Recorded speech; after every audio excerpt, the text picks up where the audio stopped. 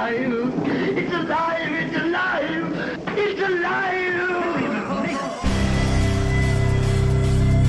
Dominic Lawton can be wild. Welcome to the Bad Movie Cult.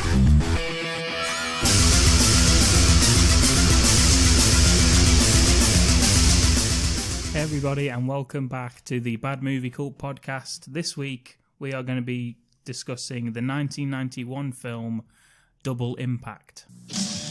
Van Damme is back to back. There's two of them. Twin brothers. Let's do it. Too tough for any man. Too hot for any woman. That's what I love about you. See Van Damme like you've never seen him before. Trust me. See Double Van Damme. Double Impact. I think I saw this at the cinema, as well. Yeah. So this may have been the first Van Damme film I got to see on the big screen. I think I went with my friend who's a big Van Damme fan. So much so that on his stag do in Germany, we dressed him up as Jean-Claude Van Damme. How did you do that? From the Coors Light adverts. Double denim. With a mullet? Yeah, double denim and a mullet wig. Yeah, very nice. He played along. Just have Coors all night? No, he didn't play along like that, no. As we walked the streets, he would occasionally stop and just do press-ups, which we thought was fun. For a first bit. Anyway. Yeah, then it's like, come on, we're fucking cold. Anyway, so we were having a drink once. He took a photograph of a lady on a hen do, and she had a large inflatable penis. And he punched it and did the noise, and he punched it and it bounced into her face. Yeah, that was very funny. Great days. Great days, indeed. Anyway, the rest of that stag do is off limits. Thank you. And it includes everyone who was on it. Thank you. Okay, I still owe you for that silence. The inspiration, you just incriminate yourself every time you're on this podcast. No, the Code of Silence starring Chuck Norris is what I meant. Ah, right. Yeah, different film. Totally different. Nothing to do with this. The inspiration for this film came from an Alexander Dumas novel, a novella. Of course it did, yeah. The Corsican Brothers. You knew that already, though, didn't you? Yeah. One of my favourites. Yeah. It actually was, though. Van Damme, for some reason, was very keen on doing this. And it's a concept that Van Damme's gone back to, isn't it? I mean, he did dual roles in Time Cop. He did dual roles in Maximum Risk. And, of course, Replicant. Yeah. It's a tried and tested all method. Not as good as this. No. And I think they all like to differentiate him. They all do the slick back hair. I think that's the difference. It's a look I'm going for now. So, fair play to him. And also a second collab with Bolo Young after they met on Bloodsport. Yes. He was fantastic as well, Bolo Young. Yeah. He really is. He's not actually in that many films, really, Bolo Young. He did Tiger Claws and this and Bloodsport, but I can't think of too many other. I mean, he did a lot of, obviously, like Chinese cinema. I've got a couple where he's even playing a good guy. Yeah. Which is weird. That is weird, yeah. Yeah, he doesn't, I don't know. It just doesn't really sit right. Do you know the tagline of this film?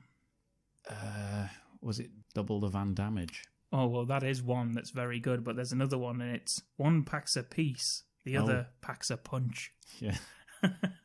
Yeah. Yeah, which they kind of both do. They both do both of those things. Yeah, they do. Yeah, interchangeable. Anyway, onto the film, and we get a nice Chinese parade overlooked by two adorable little twins, little babies, little bouncing baby boys. One of them's crying, though, and the other one isn't. Yeah. Which I think they're immediately setting out the characters of these people, even as babies. Yeah. But the fact that a baby isn't crying means it's going to be a hard-nosed bastard. Yeah, because Chad cries and Alex doesn't. Because they tell us that, because they pick up Chad and say, oh, there, stop crying. And then they say, nice one, Alex, you're not crying, you hard bastard. Mm-hmm. No, they don't say that, because they're loving parents, and these are babies. I'll tell you what's happening, Ken. It's the grand opening of the Victoria Harbour Tunnel. Yeah, I was there. And JCV... I wasn't. Oh, yeah, you were there. No, I wasn't. Oh, no, you weren't? Oh, no, I was at the cinema, sorry. That's what I meant. I was watching it. Van Damme's dad built it. Yeah. He made it all possible. It's, Yeah, he it's a did. tunnel that connects Hong Kong to mainland China, I think, or something Yes, like that. it is indeed, yeah. Way to go, Dad. Well done. It's pretty important, to be honest. Yeah, so they do all that. We get introduced to Griffiths, who's a sort of a... Oh, there's no S on the end of his name. Oh, Griffith. Oh, yes. Sorry, yeah. Griffith. It was always one of my favourites because it's just fun to say. Yeah, it's kind Griffith. of a pain in the arse to say. Yeah, Griffith. I know, yeah. I think that's why they cut the S off. Yeah. Just because it makes it like more annoyed at him. Yeah. Well, Griffith is a equity partner for the dad. Griffith, by the way, is an obvious bastard. Yeah. Right from the beginning. Instantly. Right from that first time you see him, you just think, well, he can't be trusted, can he? Look at him. Anyway, that was my immediate observation, even those years ago. Yeah. I thought, no, don't get in partnership with him. We get introduced to Griffith, and they do the opening ceremony, and then they fuck back to their house. They're on the road. Frank as well, who's a security for them. Yeah, he's like the Wagners, who are the parents. He's their bodyguard. Yeah, he offers to follow them back to their house, but the dad waves him on, and yeah, what an awful decision that was. yeah, in terms of all-time bad decisions, that's up there. Is relieving Frank of his duties. Frank's bought him a lovely little cigar box. I just think is nice because obviously Wagner, he knows what he gets paid because he pays him. But he takes the piss out of the gift. He's got his initials on the top. Yeah, very nice. PDW. Yeah, I think it is. Yeah. Similar to mine. I could have probably got away with that box and just changed it. I've got some cufflinks with KBW on from my sister's wedding. Very nice. Yeah, they are very nice. I'm not wearing them. I'm not wearing a suit. But Oh yeah, yeah. that's true. That's a watch, isn't it? Sorry. They turn and Frank carries on, and we see that they're followed by another car. Now, again, I'll say it again that this scene just is, for some reason, it's just like I remember watching it and just remembering the whole thing as it plays out, even though it's probably 20 years since I've last saw this film. Yeah, I thought I'd seen this film more recently. And then we started doing this. I actually also thought that I owned this film. And it turns out I don't. I spent a good 20 minutes actually in my DVD vault trying to find this film. Thinking maybe I didn't put it with the rest of the Van Dammes. Maybe it's elsewhere. And I looked through. No, couldn't find it. And it turns out I probably last saw this on VHS. Yeah. Because I definitely had it on VHS. Yeah, but I thought I'd seen it recently, and it turns out that I haven't. So maybe, 20 years is probably close. Yeah. It's a 30-year-old film now, isn't it? It was 81, wasn't it? Was it 91? Sorry, 91, yeah. 91's a 30-year-old film, yeah. Yeah. Basically, the dad, he spots that someone's following him, and he asks Frank if it's him. Frank says it isn't, and then he speeds off and heads back towards them. But he says, wait for me, I'm on my way. Yeah.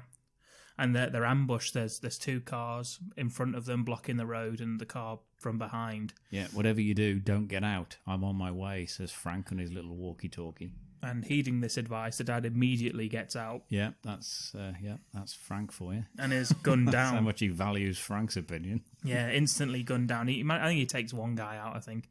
But he takes a couple. He's not a bad shot, actually, his dad, considering he's builds bridges for a living. Yeah. He's a pretty crack shot when it comes to that. Yeah, he takes one to the shoulder. He goes down, but he's not going down without a fight. Frank's still just annoying everybody in a car by just driving through the entire town. Yeah. Yeah, and the dad gets killed, flies against the door and just collapses in a heap, and the mom sort of reaches out, gets shot as well herself, and Bolo Young, he appears with a shotgun and just shoots her point blank in the head. Yeah, it's the good thing. Well, I say a good thing after you just said that. But no, the thing about the 90s, the late 80s, early 90s films, they were allowed to show violence. And they did because of it. So they were allowed. You didn't just get a shotgun view. He fires it, she screams. You get to know what happens. But in these, he fires it, she screams, and bursts into a big squib of blood. And they don't do that anymore.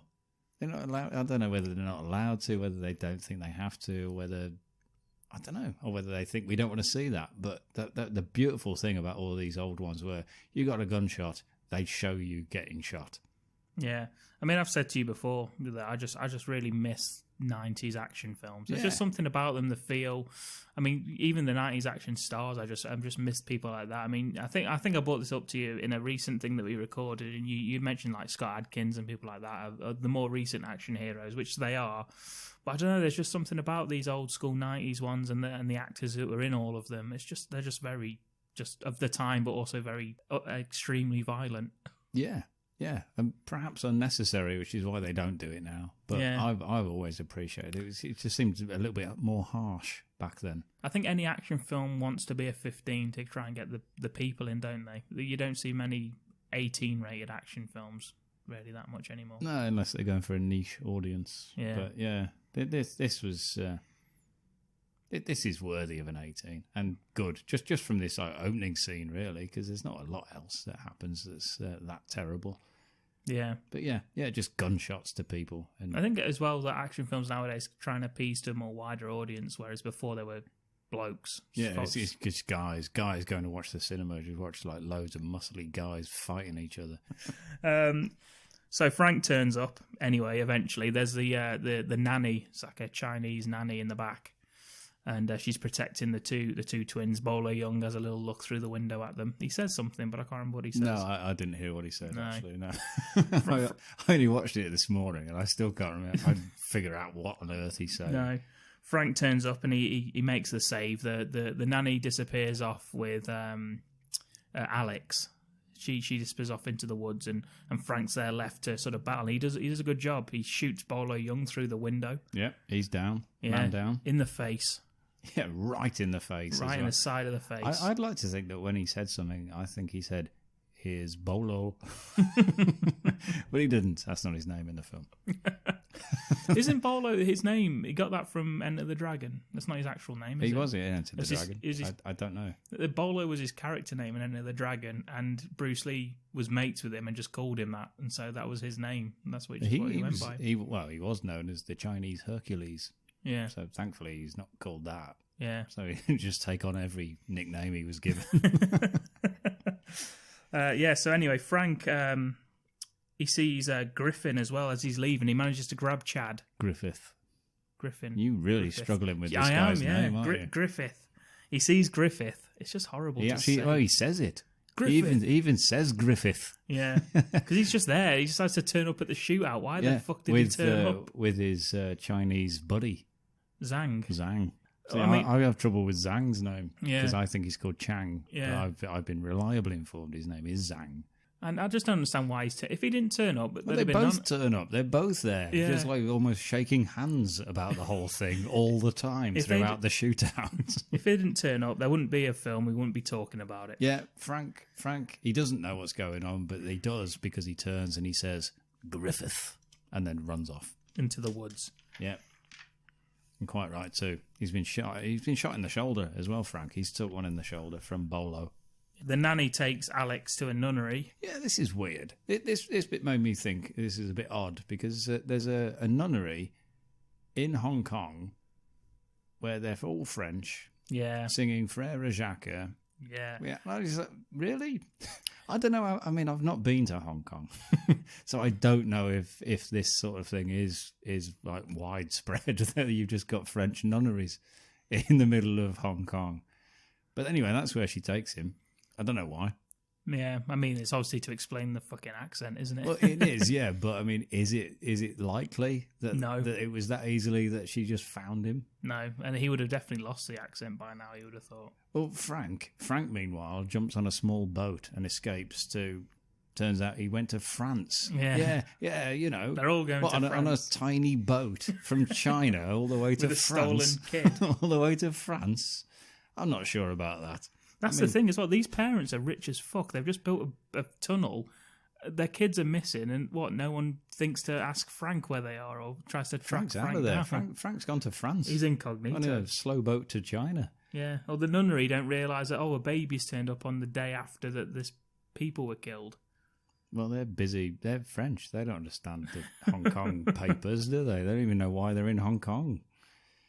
25 years later. Yes, we get a caption. I always love a caption. Yeah, we get some funky 90s music as well. Y'all ready to kick it? Come on.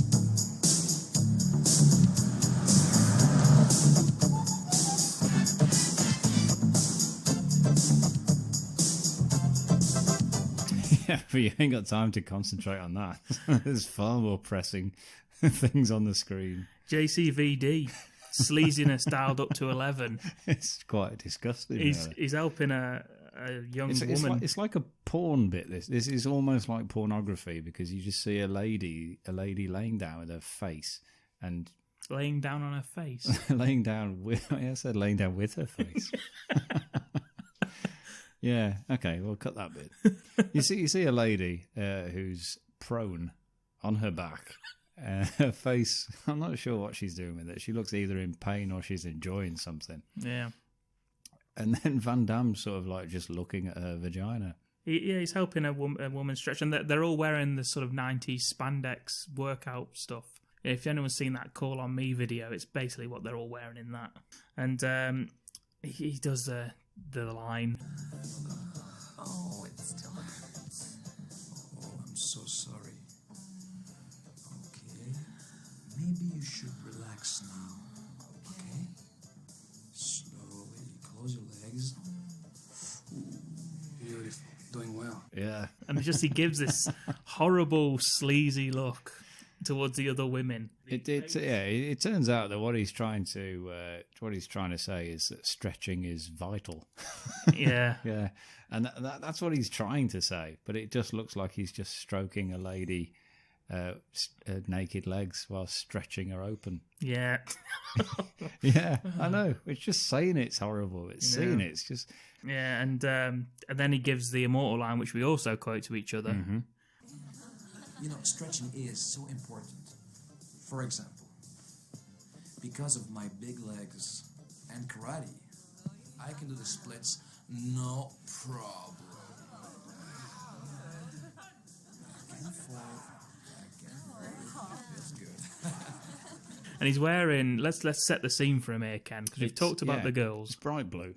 It's bright blue, spandex trousers. He's got leg warmers on, blue leg warmers, and a very, very tight spandex vest, also blue. Yeah, it's quite a look. Something you wouldn't probably see Arnie or Seagal. You would never see them wearing this. Yeah, unless they had a tiger on them or something. Then Seagal might. Although I mean, the closest I think is probably Schwarzenegger in The Running Man.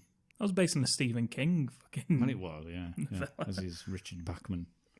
Ken, is this something that you would do to pull women? Would you do the splits in front of them? Because he says, because of my big legs and karate, he can do the splits no problem. No problem.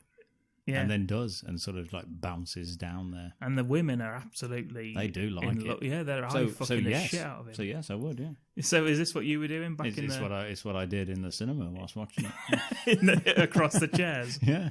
In the 90s, would you go to the nightclubs and...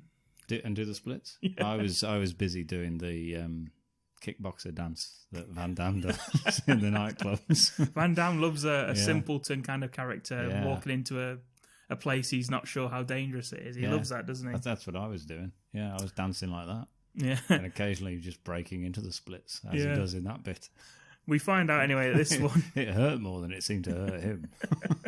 He was quite comfortable bouncing. Have you ever down. tried the splits on the chair thing, or just the splits in general? Yeah, I used to be quite close to being able to do the splits. Oh, really? Yeah. That way he does it, or the other way? Yes, no, I never did it the other way. That's pointless. Yeah. It's not impressive. No. No, the way he did it, yeah. Yeah, that's mental. I used to be, I think...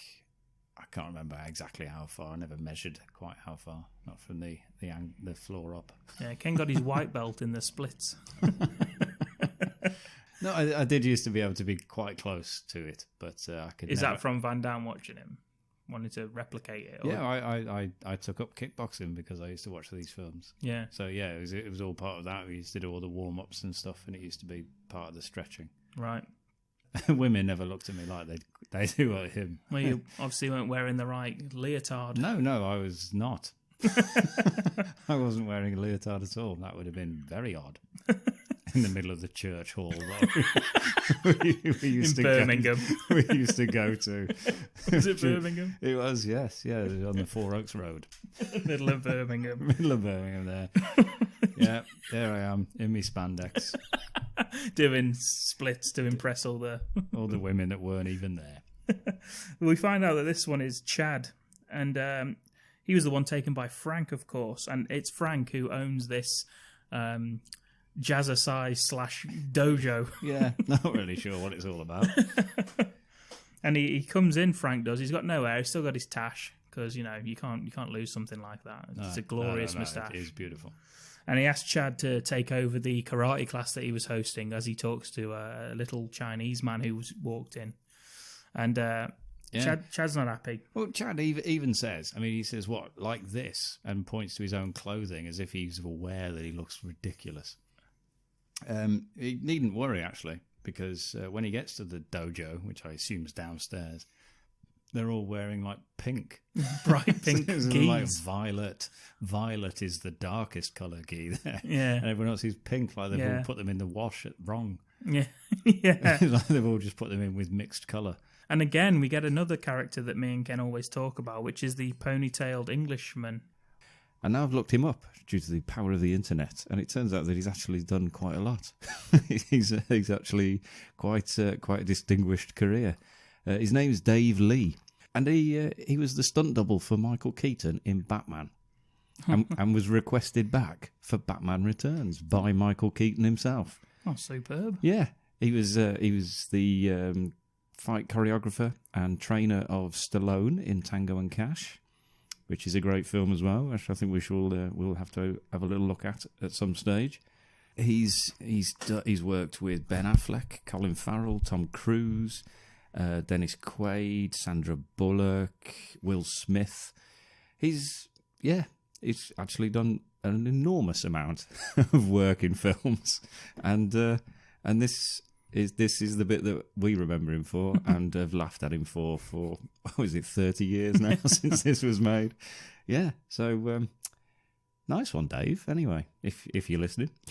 What did they do with his ponytail when he was in the Batman suit? I can only assume he would sacrificed it. They stuffed it into the ears. I'm not sure. Batman was before this film, so he perhaps grew it after he'd performed Batman. Yeah, what was Batman? 88, 89, Batman something like that? 89, I think. Yeah. I don't know about Batman Returns. That might have been before this. Yeah. Maybe this? it was just a budding. It was 91, so maybe he was just growing it out at that point, ready for this incredible starring role. Yeah. Well, that's a great career just in itself, being Batman. So there you go. Yeah, there you go. And requested to return in Batman Returns by Batman himself is, well done, David Lee. Class! Jackie, what's wrong? It's the new guy. Hey, dude, son, you all right? Yeah. What are you, the ballet teacher or what? Yeah, I'm dancing, yeah. Also some karate. Karate, yeah? Yeah, can you show me one of your special kicks? You want to see one of my kicks? Yeah. Come on. Yeah?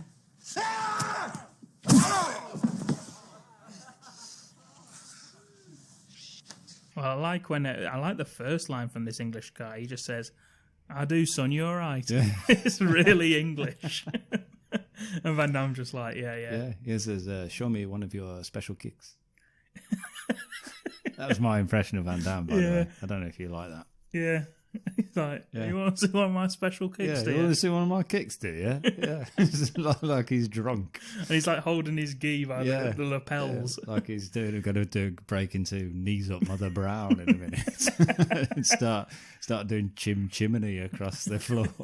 He gives Van Damme a kick that gets blocked instantly, and Van Damme just lays him out. Yeah, and then kind of a little comedy moment of, look out. He likes those sort of silly faces in his films, doesn't he? Yeah, it's unnecessary because he's an action star. Yeah. But I think Van Damme's more...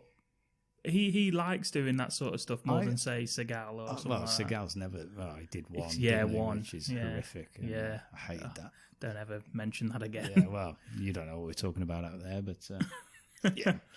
Anyway. We'll get to it one day. Arnie in his films, I suppose he kind of did, but Van Damme only does them. He only does them in his comedy films. Yeah, Van Damme will do them in everything. He's almost as if it's a Jackie Chan thing. Yeah, because Jackie Chan did him in every film. He was always like, "Oh, I don't want to hurt anybody," and then like killed everyone. Yeah, and there was also a lot of comedy in his fighting routines as well, wasn't there? And as I say, like even in Bloodsport, Van Damme will do silly sort of like when he runs around the car and things like that. I hate that. Yeah. So Van Damme, he loves a bit of that. And meanwhile, Frank, he's looking at some pictures of the other twin Alex.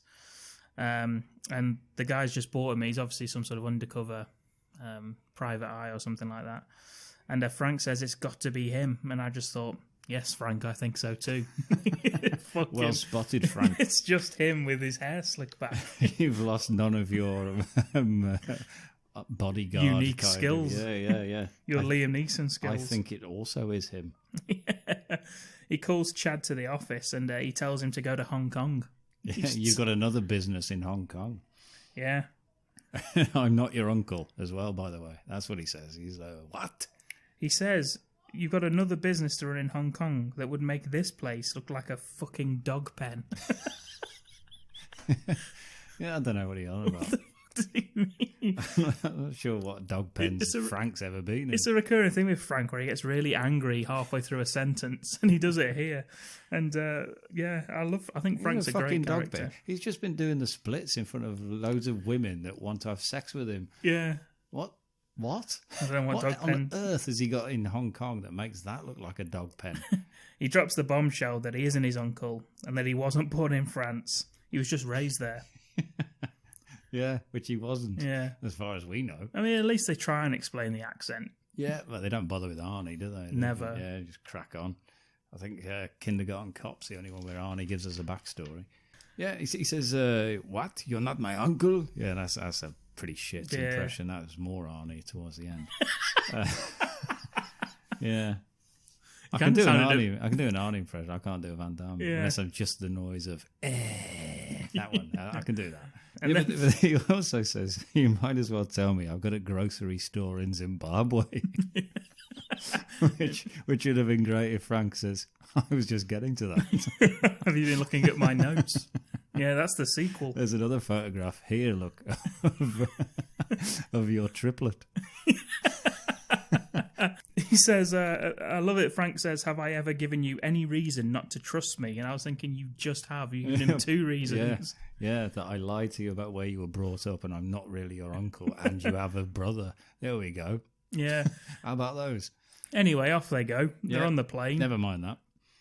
Chad is rocking some pink shorty shorts, a green sort of preppy Ralph Lauren top, and white socks and white trainers. It's a great look on him.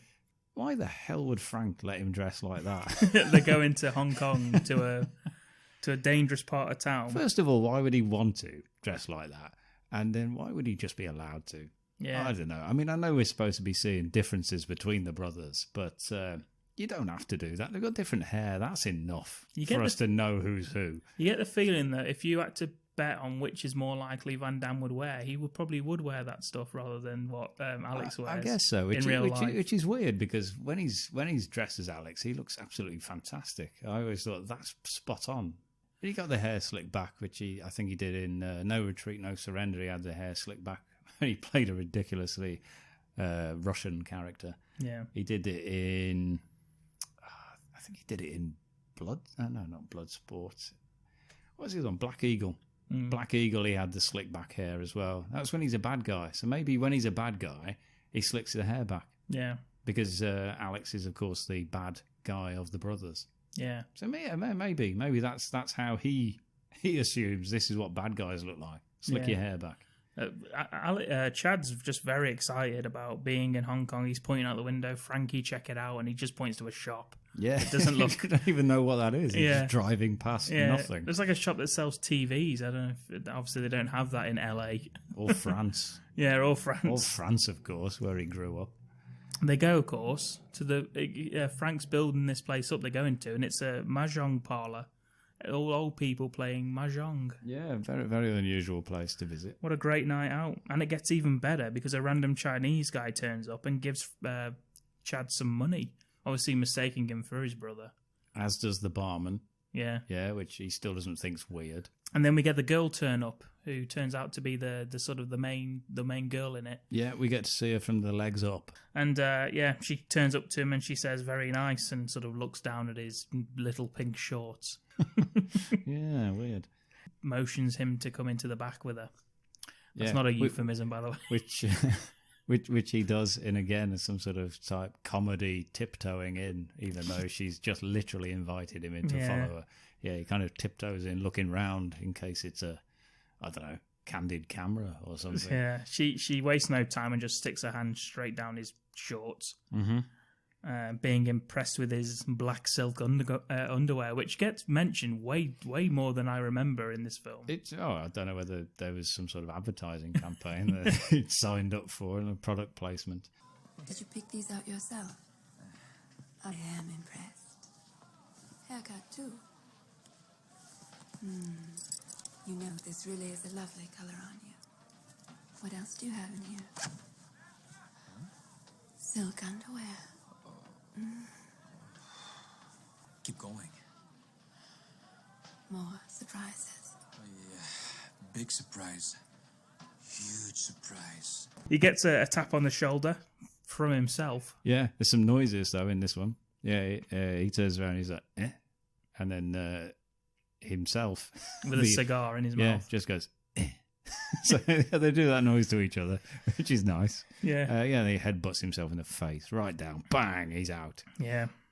He's angry as fuck as well. He said, I would never in my life wear black silk underwear. You of all people should know. Never in my life would I wear black silk underwear. That's my impression It again. seems to be more enraged about that than the fact that she had his hand down his pants. Yeah. He seems more enraged at the fact that she mistook him. I don't know whether silk underwear is comfortable even. Certainly No, I not. Probably not with other shorts on as well. There's a risk, isn't there? Well, there's a risk of exposure. And then Frank turns up and he tells them that they're brothers. Alex is the name of the other one, and he says, Alex says something very odd, Ken. I don't know if I wrote this down right. You might be able to help me here. He says you can leave by the door or by the fish tank. The fish tank, it would be better. What the fuck does that mean? No, I've also written that down. Yeah. He says, he even suggests the fish tank could be better. Yeah. So I don't know what he means.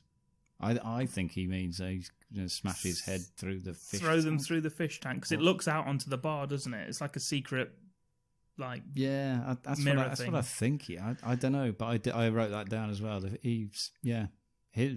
exit of choice would be through the fish tank, as far as Alex is concerned. Yeah. I wrote it like, I don't know what the fuck that means. No, not a clue. The girl's not happy and she wants to leave. And this is when Frank tells us that he was in Nam. And I was saying this to Ken, that around this time, every action film had someone who was in Vietnam. Yeah, it's their credentials. Yeah. That's how you know that they're not just shooting the shit. Yeah, and they mean business. Yeah, and you were saying like now in action films it's Afghanistan. Yeah, they were always out there in Afghanistan or Iraq. Yeah, there's usually somebody who's there. They've always seen some sort of action out there, service. Okay, so then Frank gives us a little explanation of Griffith and basically the plot and the revenge plot and stuff. Here you go. See if you can follow this, Ken. Mm-hmm. It turns out that they brought Griffith in as an equity partner. Yep. After running into money issues halfway through construction of the tunnel, right? Got you so far. Griffith got his money from a secret loan courtesy of the Zhang family. Oh, man. Yeah? Yeah, I got you. When the tunnel was completed, they had the twins' parents killed by a triad hit team. Why? Oh, right. Would have been my question. Why the fuck would they? Yeah, because they were indebted to them. Yeah, and so why didn't they just wait for them to pay that back? Yeah, and he gets... if they've helped them out financially, I don't understand killing them would mean they'd never get that back. What's the point of killing them? I don't understand. I'm glad you asked why, because I was thinking, I don't understand this. Frank gets shouty at this point, and he's basically telling us what's already happened, basically. All of this, and he starts telling us basically about the shooting and getting separated. We're 19 minutes into the film, we're already being told what we already know, which is usually a bad sign in films. They needed to kill the babies, you see, Ken. You see, here it is, Ken. This is the thing. Mm-hmm. They needed to kill the babies so they wouldn't come back and claim what's rightfully theirs. Which is? The tunnel, I'm guessing. I don't know. They could live like kings from that tunnel. Living in the tunnel. Does it make sense, Ken? Are you with us? No. All this over a tunnel. How much money are they making from this tunnel? How do they make money from the tunnel? Tolls? 25 cents Every each car? time? Yeah. Well, I suppose it would build up. 25 years it's been. Yeah. That's an awful lot They seem to have an been awful lot of quarters. rich and powerful before this anyway, so... It's odd, isn't it? It is odd, but then again, if you had a tunnel, would you not want to claim it? Alex doesn't believe any of this. He doesn't even believe tunnels exist. Yeah. Well, no, he doesn't say that. Yeah. That would have been a ridiculous line. He doesn't believe it until he's shown a photo of the family, the babies, and the... Yeah, so it's just the fact that twins exist is enough for him to suddenly believe it. Yeah. Because the babies look nothing like them, No, obviously, because they're blonde-haired. babies, yeah. Yeah. so, you know, there could have been any kids. Yeah, and Alex also, he laughs it off. He says unless they have an army, they won't be able to do anything about it because, you know, Chinese mafia and, you know, the other guy, Griffith, is a really powerful businessman and whatever. And he says to Chad, he says, take your fancy clothes, your black silk underwear, and go back to Disneyland. Mm-hmm. So it's brutal. Harsh. Yeah, that is harsh. And again, another mention of black silk underwear. Not the last time we hear it. And then kind of Alex almost changes his mind immediately. As soon as he says that, he kind of just says, okay, let's do it. Yeah. And good, because otherwise that's the end of that film. Yeah, get the hell out of here. I think Chad sort of says, okay, Frank, we'll just do it alone or something. And then... Yeah, like always. Yeah. Yeah, because, you know, they've only just met, so they always do everything together. Yeah. And then Chad's having a great... We cut to them on a boat, and Chad's just having a great time on the boat. He's just pointing at stuff and enjoying himself like he's on holiday. It's what he does. Yeah. It's what he does. He does a lot of pointing, a lot of smiling, a lot of laughing. You get the feeling that, as I say, Chad is more like what Van Damme is actually like in real life. Just some sort of a man-child. Yeah, I actually really like Van Damme in this film. I think he's like the two different sides. I think it's really good. Alex, he gets some guys on board, some Chinese guys turn up. He gives them a couple of cars, a couple of Mercedes. Yeah. In the back, there's some French cognac, there's some cigarettes. Cigarettes and all of that sort of stuff. In exchange, he gets a briefcase full of cash. Because I guess Alex is a smuggler, isn't he, basically? Yeah, he's a up to no good, I don't know, I was going to say lovable rogue, but he's not really lovable. He's not lovable at all, really, in the whole film. He's a bit of a dick. Yeah, the police turn up on their boats. The Chinese guys automatically think that Alex had something to do with it and it was a sting operation or something. Yeah, And, so there's a small fight that doesn't really get going much. Yeah, it's pretty much our first sort of big-ish fight with the Van Damme twins in there. And Chad and Frankie decide they're escaping from the police, and they decide to ditch the cars into the water and then shoot them so they explode. Which slows the cops down, because obviously exploding cars in the water sort of takes priority over chasing a small boat. Yeah, and then we cut away, and is that a real frog, you think? Yes, it is. Yes. Jesus Christ. It's quite infamous, and I'm not even sure if that's probably cut by now, if you were to get that new. Yeah. Because, what was it, 30 years? If they do a 30-year anniversary sort of thing, I would imagine the scene where it's a street cooking scene where they chop a frog's heads off and then they flip it over and slice its belly. That's horrible. Yeah. It is real, though. Yeah. But you would imagine these days they'd probably cut that out. Yeah, and it's killed on the chop. And basically they show that just for a sight gag of Chad looking down at his... Yeah, because he says, "Welcome to Hong Kong." Yeah, he's looking down at his noodles. And then that's noodles. the next thing you see, yeah. Yeah. And then Frank tells him to be a man, and Chad says, "What's it supposed to make my dick bigger?" And that's... Well, that makes the lady laugh. Yeah. Yeah, and then obviously she's silenced immediately by a look.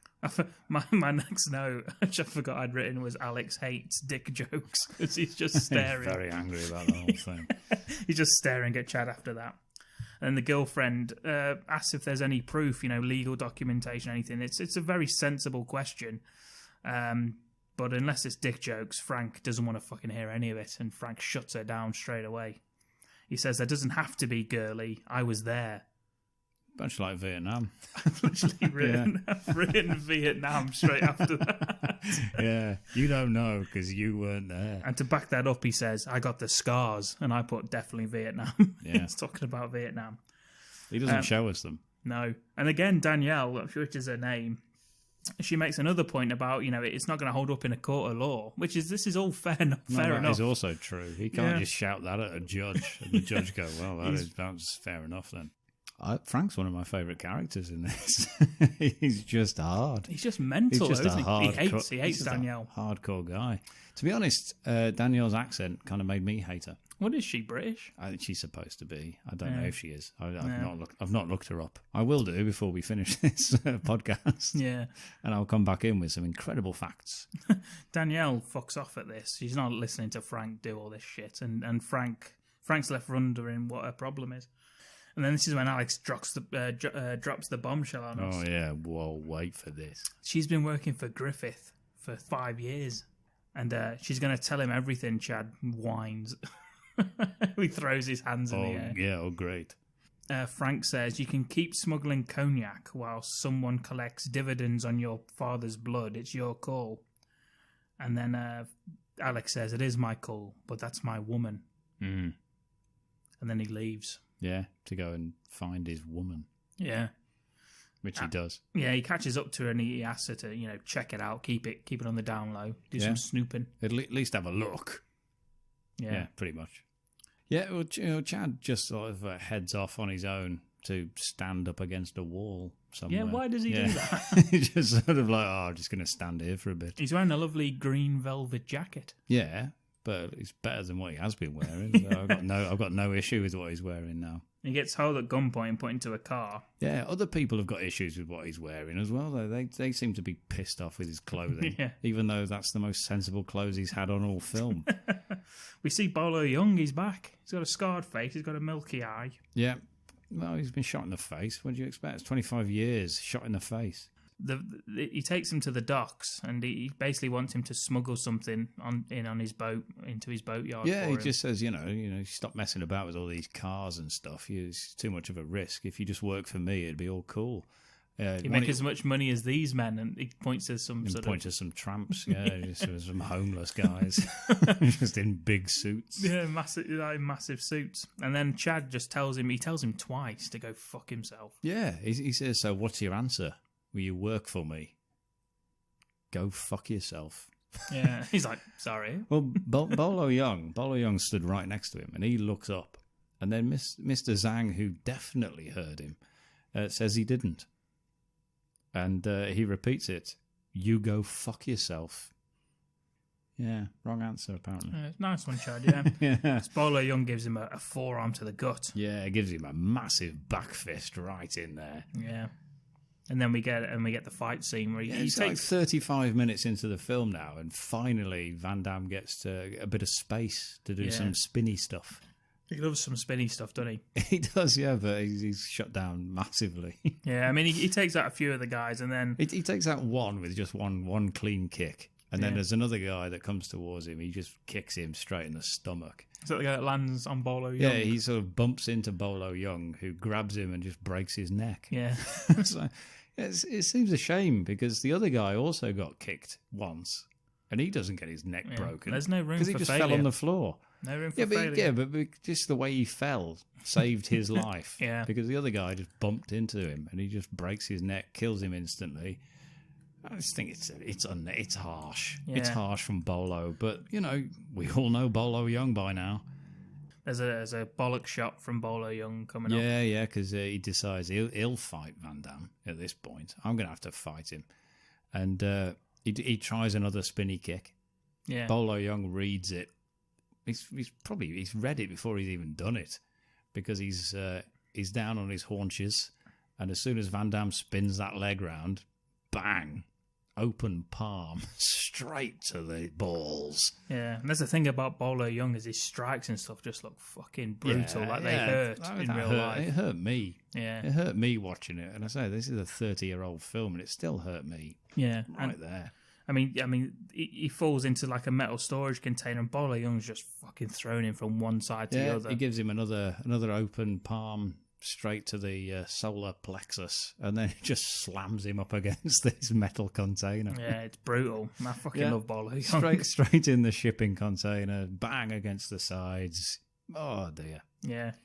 Zhang turns up, says he wants more French cognac, and he shuts the door. Yeah, you know where to find me. Yeah. And then the next thing you see is Van Damme. He gets dropped off in the middle of the street. Yeah, which a surprising amount of people just stood there eating. Yeah, it must happen all the time. Yeah, I think they've all got street stalls, haven't they? Yeah, just loads of people stood there eating. The container turns up, they drag him out, throw him on the street, jump back in, away you go. That'd be a lesson to you. The next shot we see then is he's in the company of Alex and Frank, and he's telling them about what had happened. And Frank actually double takes at the mention of Bolo Young's character. Yeah, who's described as a big Chinese ugly motherfucker. Yeah. With a big scar. Yeah. Which I think, it's a bit unkind. Although he did just get beaten up and hitting the balls by him, didn't he? So yeah. He's obviously got a grudge. Just let it go, man. I like Frank's next line here. He says, "All right, quick flogging the log here." Yeah. Is he talking about wanking? I'm not sure what he's on about. I'm not sure. Frank says quite a few things that he's not really sure what he's talking about. Yeah. But so if you are out there flogging the log, quit it. Frank says he's sick of it. Yeah. Should have got a t-shirt. Frankie says, quit flogging the log. Frogging. Frogging the rog. Yeah. It's actually Alex, upon seeing what had happened to Chad, it's only then that he agrees to bring down Zhang and Griffiths, which I thought they had already agreed to do, but apparently now he's actually... No, I'm not sure. I think he's still got his doubts. Yeah, he seems to be fully in now that he's seen a bruise on Chad's face. Yeah, they sit next to each other. This is the first time that they sit next to each other as well, so they're in the same shot now, and it's CGI. Yeah. Not as bad as you would have thought, though. No. I mean, it's actually not bad at all, to be honest. I think they get away with it. Plus, it was 91, so of course you get away with it from that. Yeah, we get now. This is the moment Ken's been waiting for because this is actually I had forgotten about this, and shame on me for forgetting about all of this because this is where the film gets good. Yeah, if you're a frequent listener of the podcast, you'll know Ken loves nothing more than a sort of muscular, oiled up woman. Yeah. We spoke about in... Nothing more. Literally nothing more. We spoke about in Hard Ticket to Hawaii, the muscular woman in that was obviously put in that role to be, the sort of bodyguard henchman type. And usually they would be getting some sort of fight scene or something to do, and she doesn't. Well, in this one, we get... Do you know what the actress's name is? Corinna Everson. Corinna Everson. Of course I know what her name is. She is in that muscular woman role, and she has a lot more to do in this. They use her properly in this. We've got Danielle going through some files in the office, and she's interrupted by a woman in a leather business suit. Oh, yeah. Yeah, Cara, her name is, played by Corinna Everson. Corinna Everson was a 6-time Miss Olympia winner. So, quite incredible. I'm not sure if it's overly a good choice for workwear, the leather suit that she's wearing. I'd employ her.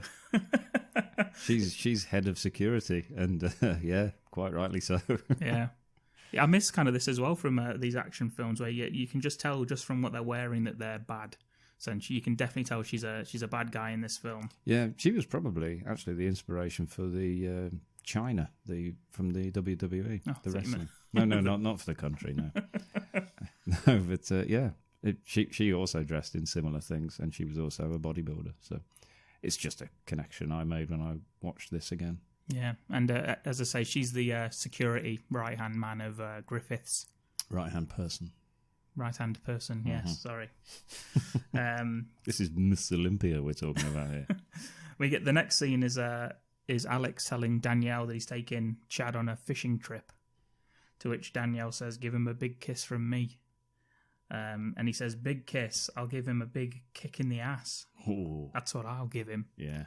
So, he's a very jealous man, which we'll see later on in the film. Although, to be fair, Danielle didn't need to say that, so No. what's she playing at? Yeah, she's saying that just to wind him up, isn't she? Yeah.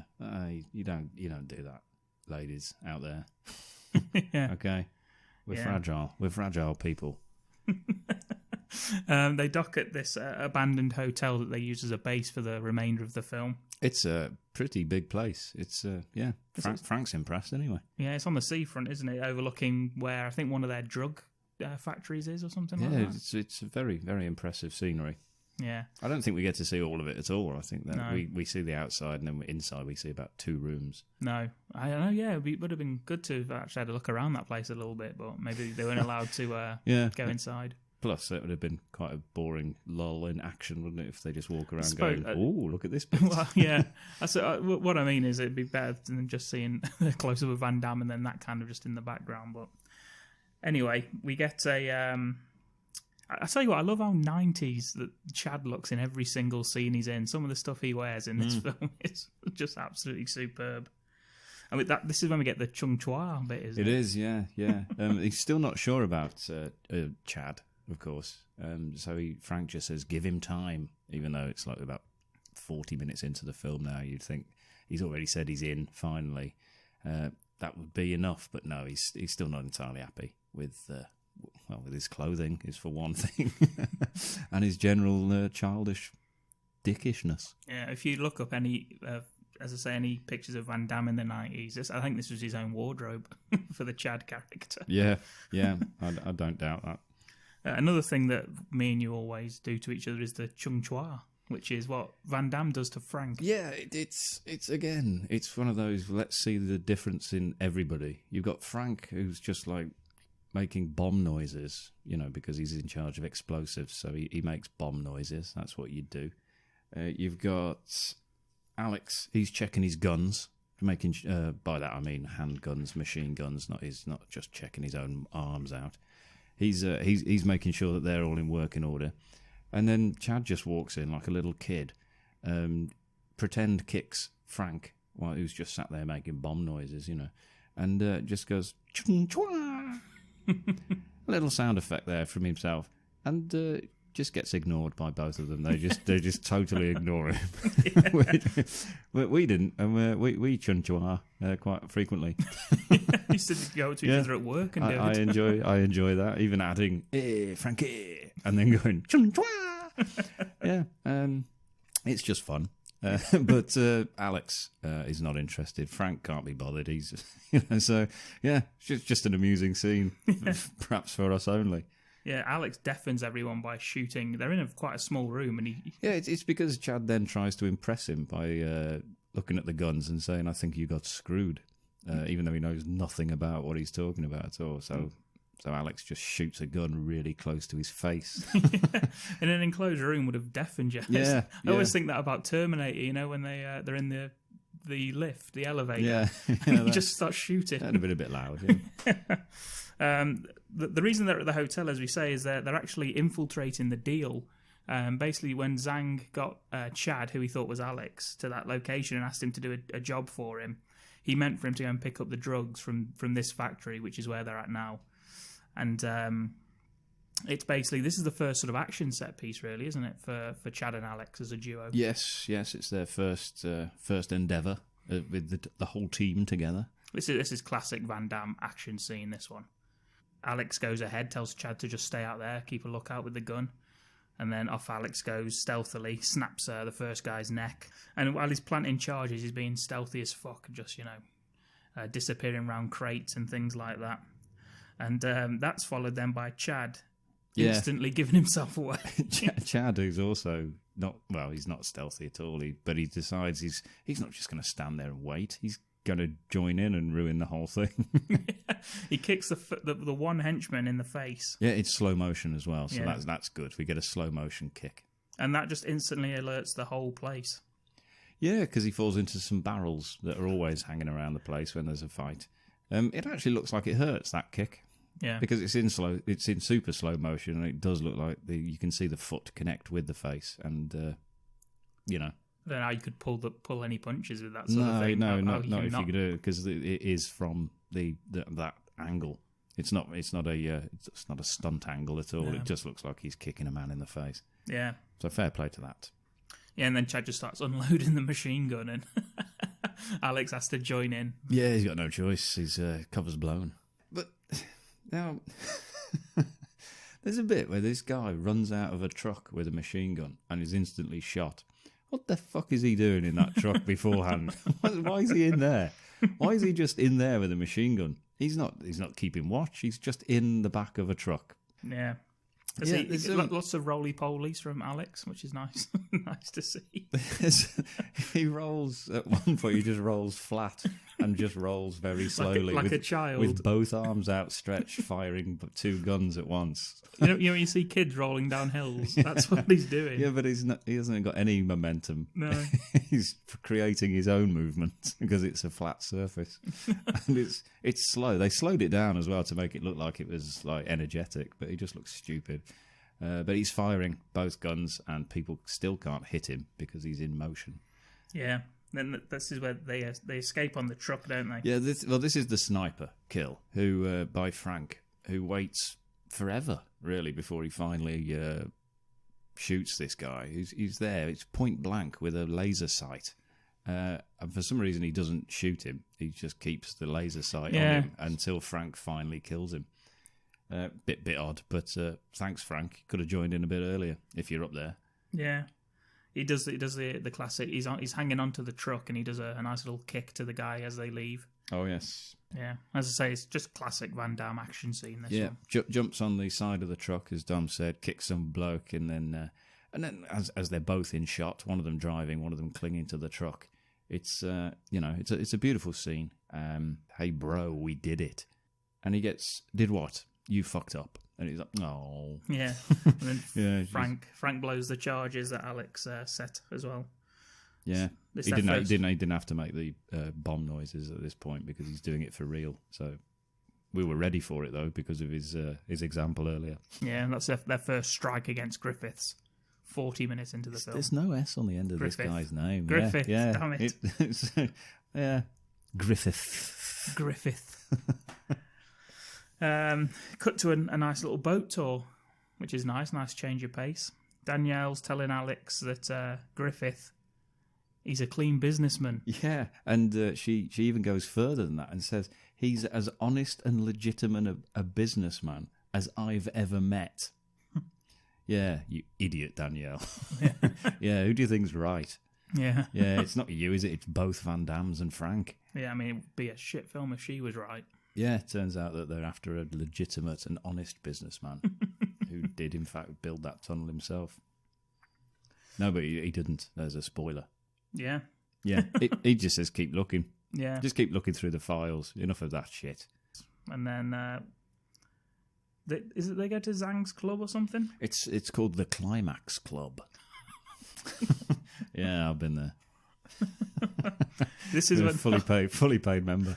Yeah, he says that Griffith will be at Zhang's Climax Club, isn't it? That's what they say. And we get a shot of old Golden Glory, the ship. Yeah, lovely name. Yeah. It's like a model of it on the desk. They're having a big bad guys meeting in the boardroom of the Climax Club. Yeah, full on henchman. And the Golden Glory is going to be used to smuggle drugs into America from China. And I tell you who else is there, your mate. The evil woman, she's standing there behind Griffith. Oh, yeah. Yeah, she's got a slightly different leather on now. Alex turns up in a tuxedo. He's got a tux on, looking absolutely spanking, looking fantastic he is in this. He does look good in a tux, Van Damme. Yeah, he's got some brandy. He gets stopped by another one of your mates, which is the bouncer. We were actually talking about this guy before we started this podcast. Yeah, he's the guy from Hologram Man. Yeah, that you were watching the other day, wasn't it? Yes, yeah, and I thought I'm going to look him up, and I did. Yeah, he's the most 90s looking bouncer in any film I've ever seen. He's got the gold earrings and the long curly Milli Vanilli hair, black turtleneck, suit jacket. It's a great look. Yeah, that's what we all looked like back then. And you get back to the boardroom, and Griffith assumes that a rival has destroyed the drug factory. Yeah, and we all know who that was, don't we? Well, no, we don't actually, but they seem to. Mr. Young, who he gives you a great, amazing Larry look. Yeah, who, as we all know, is innocent of this. But I don't even know how they got the intelligence on Mr. Young. What the hell's Mr. Young been up to? Mr. Young, yeah, he protests his innocence, but it's no good. as a guy comes and axe kicks his chair to the floor. It seems an odd way of just knocking him to the floor. Yeah, because he's off guard. He could have just tipped it. But, Yeah. no, he axe kicks the chair down. And Cara comes over, little cheeky close-up there as she straddles Mr. Young and just stabs him straight through the heart with a knife. And never does get to protest his innocence. But what a view he must have had there as life drained away from him. I'm sure that's what he was thinking, yeah. It's what I'd be thinking. It'd be an honour to be killed by her If in such a way. Frank's there as well. He's already in the club, old Frank. I don't know how Frank got him, but he's also got a tux on. And a detonator. Yeah, loves a which he detonator. gets out of his pocket to show somebody across the room. I think he shows Alex that he's got the detonator in his pocket, which he doesn't need to do because obviously they've planned this. So he knows what he's doing there. Yeah. It's not like he's like, "Hey, Frank, what are you doing here?" Yeah, it's part of the plan. But so he shows him that. There's a lady saying that he looks a bit like Sean Connery. And he does a bit of a surprised face again there, doesn't he? Not as Frank? surprised as we were Yeah, but hearing that. well, I don't know. He kind of does. Well, I suppose then, yeah. In that scene, Yeah. he kind of does. you Yeah, know. with his tux and his... Yeah. Yeah. Chad's there, and he's actually looking like Alex. He's got his hair slicked back. You can Yeah. tell because he's got the bruises from the fight with Bolo Young. And he still walks a bit stupid. You Yeah. know, he's still not quite as confident as Alex. He's going into the back door. He's got a box of cognac as well to hand over to Griffith. It's the perfect disguise, really. They are identical, Yeah. apart from a couple of bruises. Yeah. Yeah. And one of the crates that Alex brings in, that gets taken into the boardroom. Mm-hmm. And the other one, he gets stopped at the doors. By my friend, the bouncer. Yeah. And when Zhang sees that the crate was from Alex, he does ask the bouncer to bring Alex in. The bouncer then goes to the wrong brother. He goes to Chad, who's asked him to go into the boardroom to see Mr. Zhang. And that's when the plan, they have to just make it, call an audible, don't they? Chad sees Frank at the corner of his eye, and he gives him the hit the floor signal. And he does. Yeah. A little bit early. He reacts very quickly to Frank's signal and drops directly to the floor in front of the bouncer. The bouncer looks at him, sort of laughs at him, looks around to see if anyone else thinks that's funny. And then Frank carries on with the plan. Yeah, he presses the detonator, and the brandy in the boardroom, that blows up. Doesn't actually seem to hurt anyone. No. It's just in the corner of the room, isn't it? But Yeah. it causes panic, obviously, as it would. So that they evacuate the boardroom, and it just all hell breaks loose out there. It's fighting. I think this is the first time we get a. Oh no! Well, I say the first time we had a tap on the shoulder and then some violence, but we'll include the tap on the shoulder and headbutt at the very beginning where they first meet each other. That happens a lot in this film. I noticed. I've written down every time they tap each other, somebody on the shoulder, and even in like gunfights and stuff, they still turn around to see who it is. It's like, huh? Yeah. So what else happens a lot is lots of bottles get broken over people's heads and glasses and stuff. Yeah, but this one, for instance, he taps a henchman on the shoulder who turns round and then smashes a bottle across his face. Like it was bad manners to do it against the back of his head. He never attacks someone from behind. It's not fair. Yeah, and it's always the same bottle with the same label. Like they obviously bought a load of sugar glass bottles, all with the same beer label, and it's all, if you see any of those in the scene, they're going to get smashed against a wall or a henchman or something like that. Yeah, Alex, meanwhile, he kicks our long-haired friend straight through a window. Then he downs a shot. He picks a glass up, drinks that, and then crushes the glass in his own hand, which very unnecessary. It's in slow motion, so it looks really cool. But don't try that at home, though, kids. It's probably going to sever something in your hand if you do that. Yeah, so don't do that. Yeah, and this is when the bad guys first see that there's two of them. Yeah, and it's another double take. Yeah, his film could almost have been called Double Take because there's a lot of them. Yeah, then finally we get the line, "There's two of them." We get the last crate blowing up here at the end as well, just for good measure, just to totally destroy what was the name of it? The Climax Club. Oh, Jesus. I'm going to do the advertising for that place. We get some frisking in the next scene. Oh, yeah. Some inappropriate clothing, although Ken will disagree. No, it's perfectly appropriate. The henchwoman, she's Cara. Cara. Credit where it's due, please. Is that her real name? That's Corey. Corey, but Corinna Everson. yeah, Is her real name, but the her character's called Cara. She searches Danielle. Has Griffith asked for her to do this, or is this just something she's doing? Well, he's authorised it. I'm not sure whether she's then just winging it a little bit. Seems like it. Yeah, well, that's fine. They're listening in, aren't they? Yeah, exactly. Yeah, that's what I mean. Yeah, they have a little look at each other as well as it's like, hey, what's going on here? They do, don't they? Little, hey up, here she goes. That could be audibly. People wondering what that noise was. That was Ken winking. Yeah. And she tries to sort of seduce Danielle, and Danielle's having none of it. Which is a shame. That would have been a fantastic scene. Totally, again, irrelevant to the entire plot. But that would have been the most watched scene in my house, for certain. Wouldn't have waited 20 years to watch that again. We get to, I was just thinking... She's wearing PVC trousers, by the way. That was the inappropriate clothing, which I don't think is inappropriate. Yeah, More people should wear them if they look like her. Yeah, that's the caveat. Yeah, obviously not just more people. That could be massively disturbing. Me for the next podcast. Oh dear. Alex and Frank, they're out. They're chopping wood in the jungle. Yeah, because they're real men. Chad's cooking up some. I think it's pigeon or something. I'm not sure what the hell he's cooking, but he's in the kitchen. Yeah, he's cooking up some noodles in a big wok, and Danielle rings and says she's found something in the files. And Chad agrees to meet her at Alex's place. Yeah, she's upset because she's been frisked. Yeah. You see. The villains are listening to that phone call, so Chad's walking into a trap. He gets to the Mahjong parlour, which Alex, that's his place. There's a fish tank, isn't there? You can see. Yeah, that was the fish tank bit. So we now get to see that is when he says, or even better, you can leave by the fish tank. Yeah. We now know what he's talking about. Yeah. It wasn't that obvious in the first bit where he said it sounded like a stupid thing to say, but now it makes a bit more sense about an hour later. Yeah, he meets Danielle, and as he's there, the bad guys turn up, asking if he's seen them, the bartender. We'll just describe the bad guys, if you don't mind. Yeah. We've got Cara. She's wearing some tiny hot pants. I don't know how long ago that phone call was when she was wearing her PVC trousers, but Cara, she'll never wear the same outfit twice, and that's another thing that I like about her. Anyway, so she's dressed now in some hot pants for comfort, and there's the guy who axe kicked Mr. Young's chair. He's wearing spurs on the back of his boots, like a cowboy. Yeah, so not to mess with him. That's you.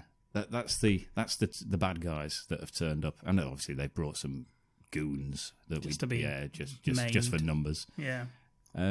So they've gone in demanding to know where the hell everybody is. The bartender's not a good actor. No. And then again, he's not a native English speaker, so we'll cut the guy some slack. I'm sorry, but they can see through the fish tank, but not the other way. It's a one-way mirror thing, isn't it? Yeah, so they can see the bad guys. Yeah. So Danielle is aware that Alex has an escape route out the back through a bookshelf or something like that, and they leave through the escape tunnel. And thanks to Chad's big legs, they get out as he kicks the door open. Yeah, and there's another double take again when they get outside by some bad guys who are just standing outside, not doing anything at all, who see them run out of that door. Do an incredible double take. Yeah, it's very good. It's the most like enthusiastic double take and over the top reacting. It's fantastic. Anyway, yeah, it is. It's really a good good double take, and then they just like start shooting and everything. Yeah, Ken mentions the guy with the spurs because the bartender, he gets killed here. He gets kicked right in the throat by him. Yeah. He slashes his throat with the spurs, and then Cara just kicks him through the fish tank. Yeah, and that's where we get the chase scene through the streets of Hong Kong, very reminiscent of like Bloodsport. Yeah, I've written thankfully not like Bloodsport. when they get chased through the boats. Yeah, actually, the chase through the boats in this is actually good, where they're running and jumping through the boats along the pier thing there. Yeah. There's no comedy like Bloodsport, or attempts at comedy. Sorry, so never found that funny. It's just quite embarrassing. Really. Oh yeah, he throws Danielle off the boat. Doesn't he? She's not happy about jumping in, so he just pushes her. And then he hides behind a pillar. One of the guys who chasing her looks out, and he sort of appears and kicks him off the boat, and then jumps in himself. Yeah, it's absolutely a lovely dive. It is a good. I would say it's almost perfect. It's a beautifully formed dive from Van Damme.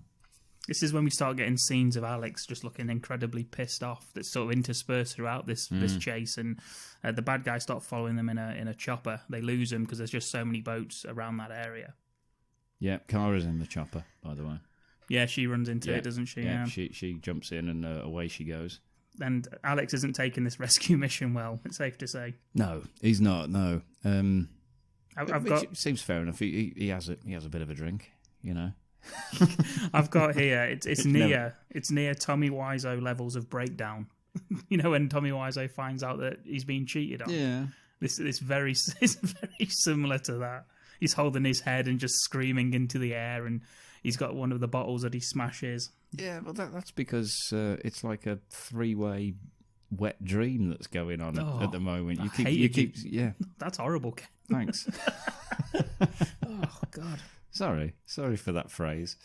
Yeah, it's just they're all thinking the same thing. It would appear. It's a sex scene. For those who haven't seen it, if anyone's seen a Van Damme sex scene, they are some of the worst in action movies. Yeah, we're not sure where it's supposed to be, but Aladdin's cave. By the look of it, it's just red lit. Yeah, lots of silk scarves. Yeah, all in slow motion as well. We keep cutting back to Alex, who's just punching the walls and stuff, and just generally being very, very pissed off.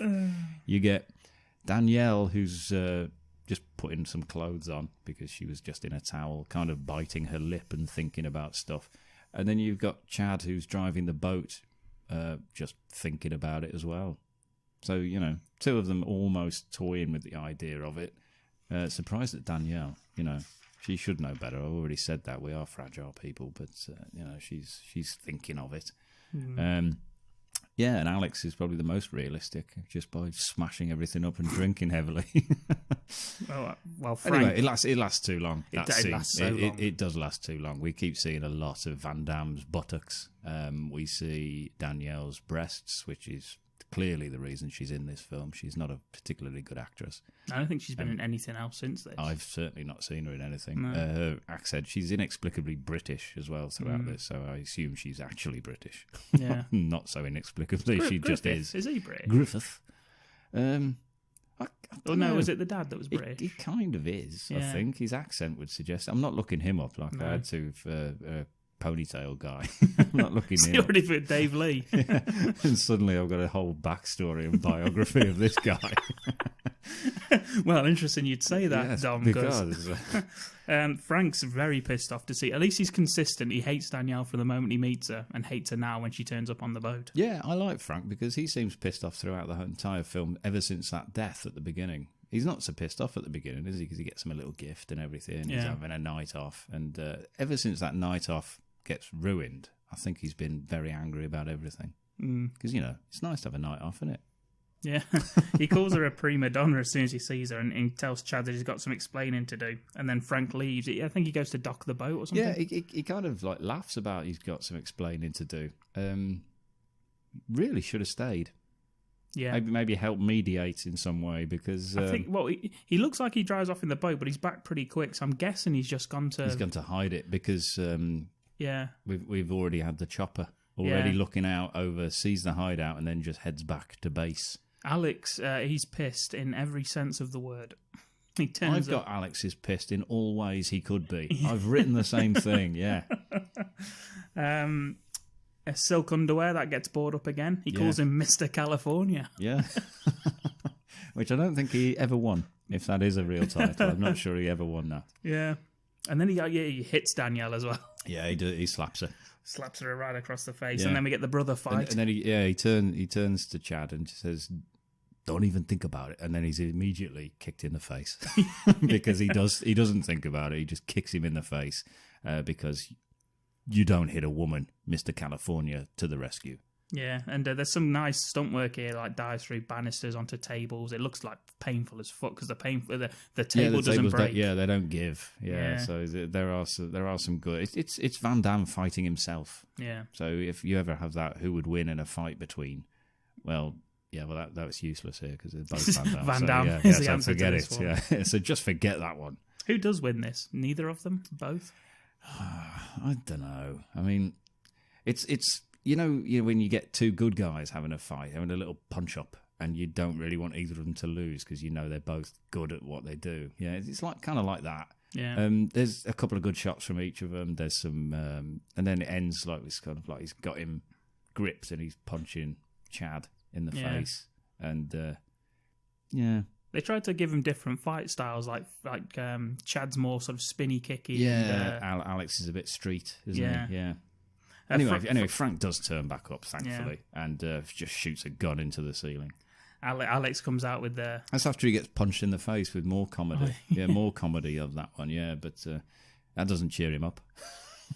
Anyway, and Chad says that he doesn't need him. He says, I don't need the tunnel, I'm out of here. Fuck him. And what do they think they're taking the tunnel home with them or something? I'm not sure. We said this. I don't know what they're going to get if they claim this tunnel as theirs. I don't know. I've no idea. Chad decides to swim to LA. Chad's the one that's not drunk. Yeah. Chad's the one who's living the life of California. He knows he can swim back. He's only in Hong Kong. Yeah. Alex then says that he doesn't have a brother, and he goes and sleeps it off on the other side of the beach. Yeah, as does Chad. He runs off into the jungle. Yeah, but then also just goes to sleep. Yeah. We don't get to see what the hell's going on at home with Frank and Danielle. He probably just... Thankfully, there's no extra sex scene of those two. You're joking, aren't you? In slow-mo. Frank probably backhanded her. Alex wakes up on the beach. He's got an empty bottle floating in the water next to him. Yeah. He looks over and just sees sort of a military... coup going on at the hotel. Yeah, he's got perfect hair though. His hair's still lovely, slick back in every way. There's not a single strand out of place, which I did notice because I've got similar hair to that now, and it doesn't last like that at all. You can't get up like that, no. Especially if you've been drunkenly sleeping on a beach. That's no way you're going to look like that. Anyway. I like how they storm the hotel and they. Frank gives his best, but he just gets overpowered, and they actually take Danielle and Frank hostage. And what I like is that Zhang turns up in full camo just to speak to them. Yeah. Yeah. And then next scene you see him, and he's in a suit, so he just turned up. He's just dresses. He's like Cara, He's got the outfit. He might as well use it. He might as well wear it for these special occasions. I like the fact that they're all sneaking around. They land in dinghies, and then they run in like stealthily, and.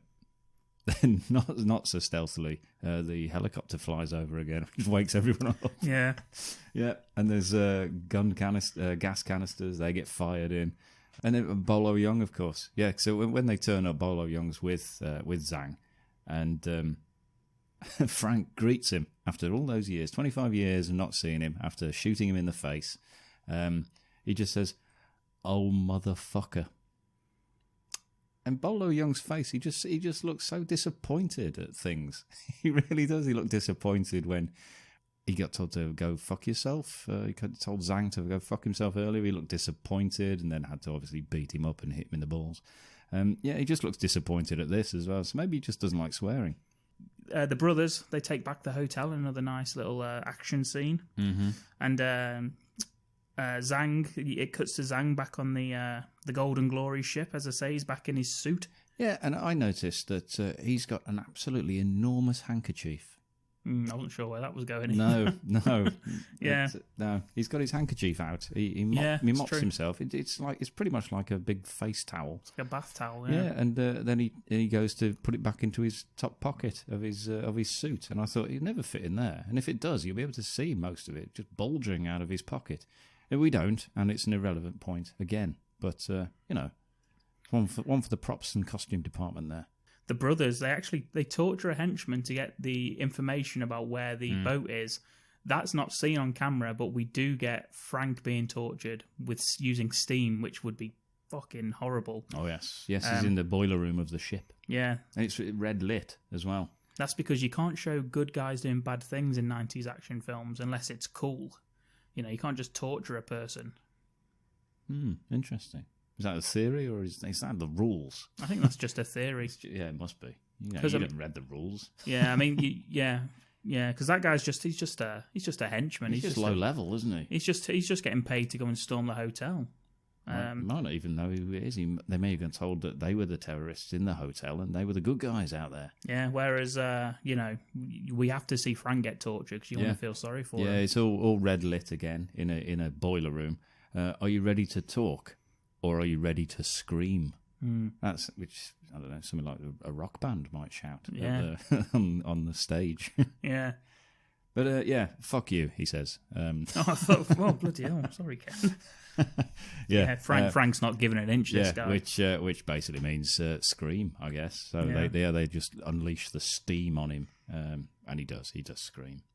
The bad guys, they hear gunshots, and Griffith calls Danielle a silly bitch in his British accent. So yeah, maybe he is supposed to be British. Yeah, but yeah, I just enjoyed when he said that. You silly bitch. You get a little fake out here where you think that Bowler Younger shot Frank. Yeah, because Griffith, not really understanding how tannoy systems work, ask for them to reply to him over the tannoy. It's just like, oh, not in the mood to talk. Which is a bit weird, because even if they had, it would just been like really quiet in the distance. Yeah. You'd have been, I don't know, can you hear anything? But anyway, that's yet again. It seems odd to me that they would actually choose to be in the bowels of the ship with no escape route, really. We'd have thought they'd get the higher ground, maybe. I don't know. But why would they be on the boat? I suppose it's just a spectacle, isn't it? Purely for torture purposes, isn't it? That's where the steam is. You can't just carry the steam with you and torture them in comfort. Yeah. You've got to go where the steam is. That's true. You've got to go with the steam. You got it on a T-shirt, haven't you? I've got loads of T-shirts relating to this film. You silly bitch. I've got that on there as well. Yeah, Chad shouts, Griffith, you're dead.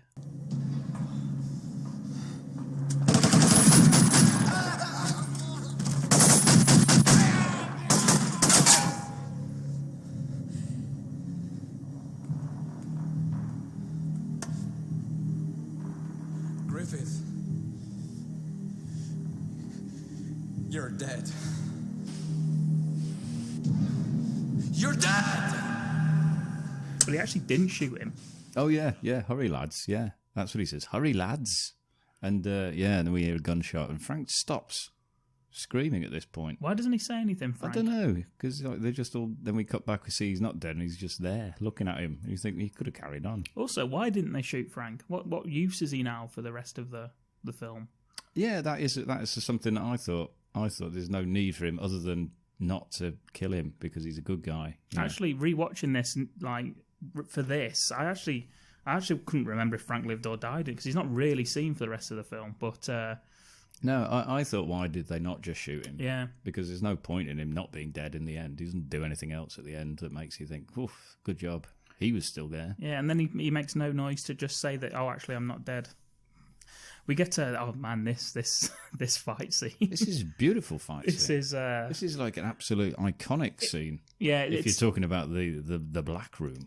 Yeah. There's lots of shadows, and it's almost a bit like a Michael Jackson dance video. Yeah, it's brilliant. There's lots of in Bad where they slam their feet together and stuff. It reminded me of that a little bit. And there's lots of shadow, isn't there? And he comes running out and attacks and then disappears. It's the guy in the Spurs. Again, it's him dancing around the place, who he can only seemingly attack in the dark. Yeah. Apparently, I don't know. Yeah. And as I say, 90s, these action films, they follow a very strict rule that these kind of sort of upper level bad guys, but not quite the main bad guys, they can do some sort of wound, they can cut the hero and stuff like that. They can land blows, but he looks good in this as well. Alex looks good. He's got a black vest on. Yeah, and it's a good look. But Spiky Heels isn't high enough to knock him off his feet or anything like that. He cuts him on his arm a little bit. Yeah. He dances around, catches him off guard. Van Damme does a little bit of You know, like when he gets blinded by the chalk in the face in the Bloodsport, he kind of like, looks around, can't see anything, kind of face.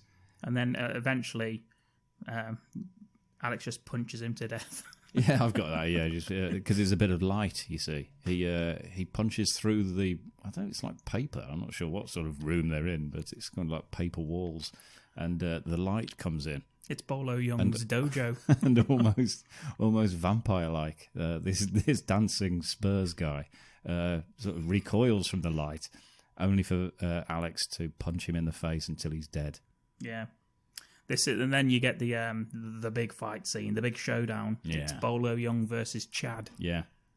Chad's got some barrels being kicked at him, and it is Bolo. Yeah, my note here is Bolo is a massive bastard. Yeah, he certainly is. He's fucking chest width. I don't even fucking know how big. Like, I mean, they're in this room of barrels, and the barrels look tiny compared to Bolo Young. He carries them over his head. He throws them at him easily as well. I mean, Chad decides to kick a metal barrel for some reason. Yeah, at one point. No. Yeah, and pulls his hamstring. Yeah, he puts the gun down. They do the classic, let's just put our guns down and fight. Yeah, there's some great sounds as well from Van Damme in this. He does the classic. There's a fantastic shirt ripper scene where Bolo Young needlessly tears Chad's shirt, perhaps one of his favourites. He gets his tits out, doesn't he, Bolo Young? Yeah, because Van Damme removes his the shirt that he's ripped, and he looks fantastic as well. Van Damme in this is absolutely ripped, and he's massive in this.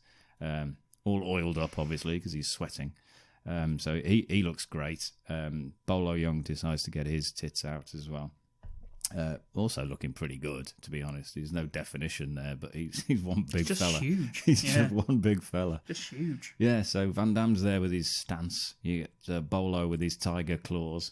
And it's just a good fight. Just an enjoyable fight.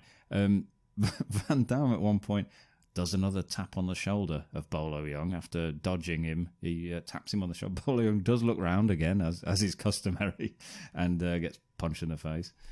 I like about Bolo Young as well. He's not like a flashy kind of like how Van Damme does a lot of spins and stuff like that. Everything Bolo Young does is minimalist, but it looks like it fucking hurts. It just looks powerful. It's powerful, yeah, exactly. Yeah, unfortunately, he with all that no flashy business, he also decides not to block any of that flashy business and just stands still whilst Van Damme does many kicks to his face. Looks a bit surprised as well at some points of those kicks. Bolo Young's face is just like, what? Yeah, didn't expect another kick to the face. He finally kicks Bolo Young into some electrics, and that also sets a light to some of the fuel barrels, and we get a the face that he pulls when he's attached to that electrical box. That's a weird face. It's unusual. Yeah. Yeah. I don't really want to. Yeah, that's in my head. I don't like it.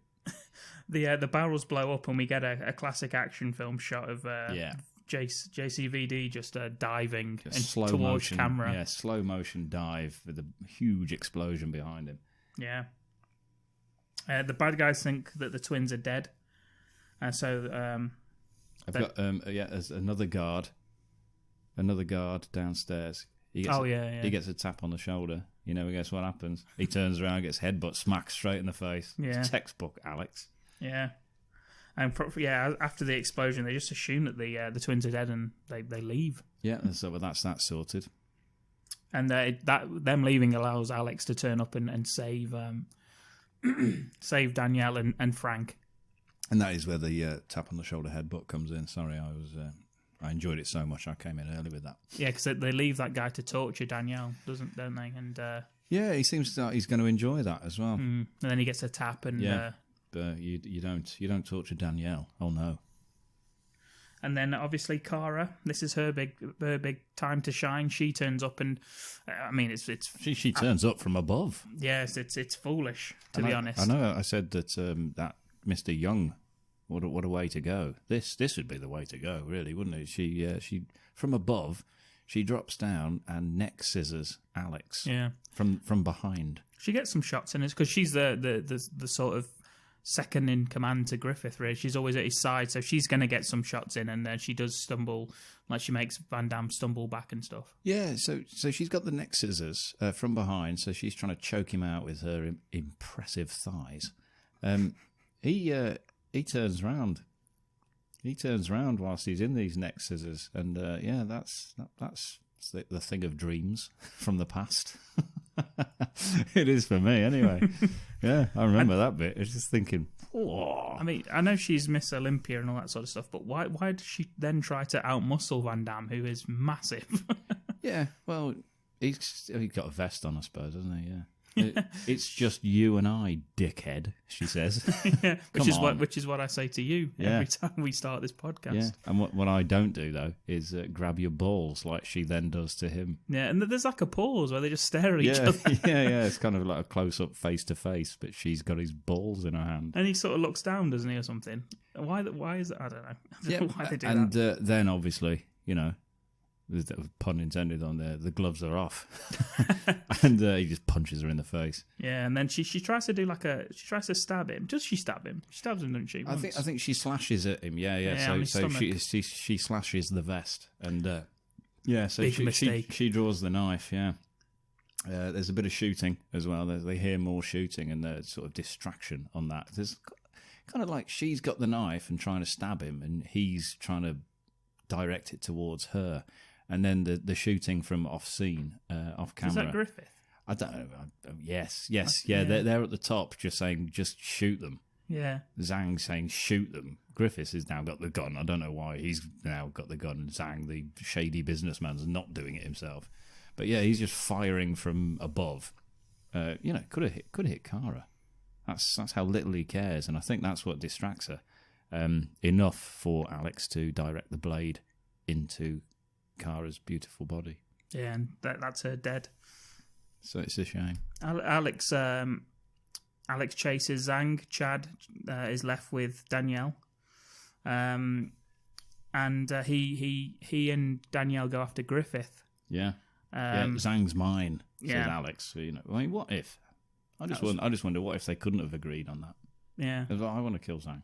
Yeah, I want Griffith. Just standing there, just arguing about that for a bit, whilst the bad guys in suits just run off up the docks. Yeah, I was actually when they get out onto the open and Zhang's running along the docks.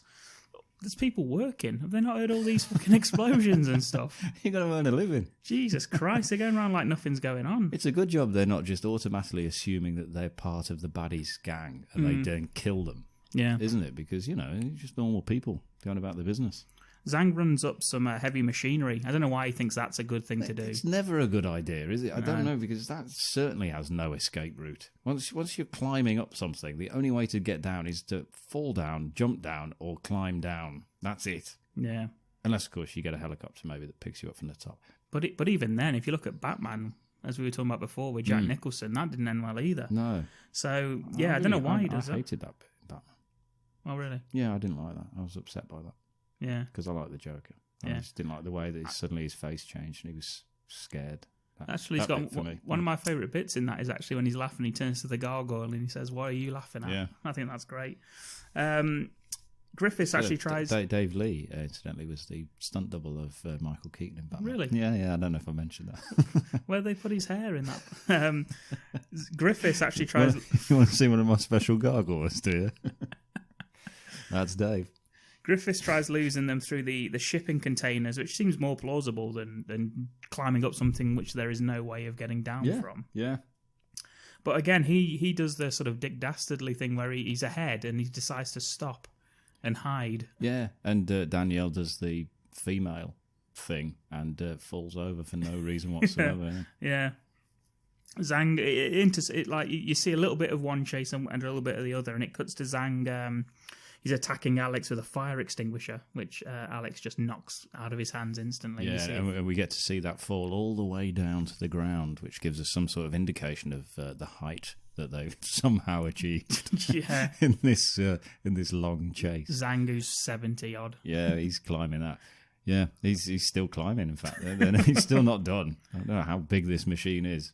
Griffiths attacks Chad. He's in a sort of container mover. Those big container movers. Yeah, so I thought that. I thought he's clearly worked his way up because he knows how to operate one of these machines, which you'd think he probably wouldn't if he was just a business tycoon. He wouldn't know how to operate a container mover, cherry picker, or anything like that. Yeah. But he does. He's aware of it. That's why I just thought maybe the back to the floor.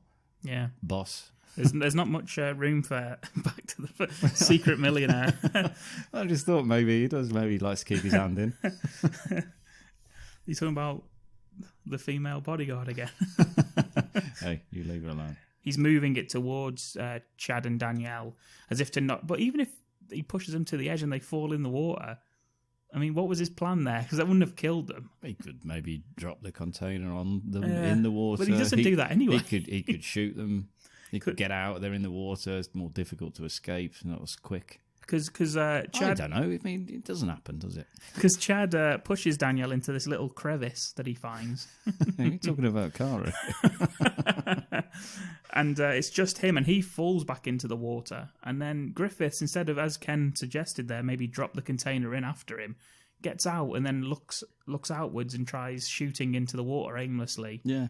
Only for Chad to somehow.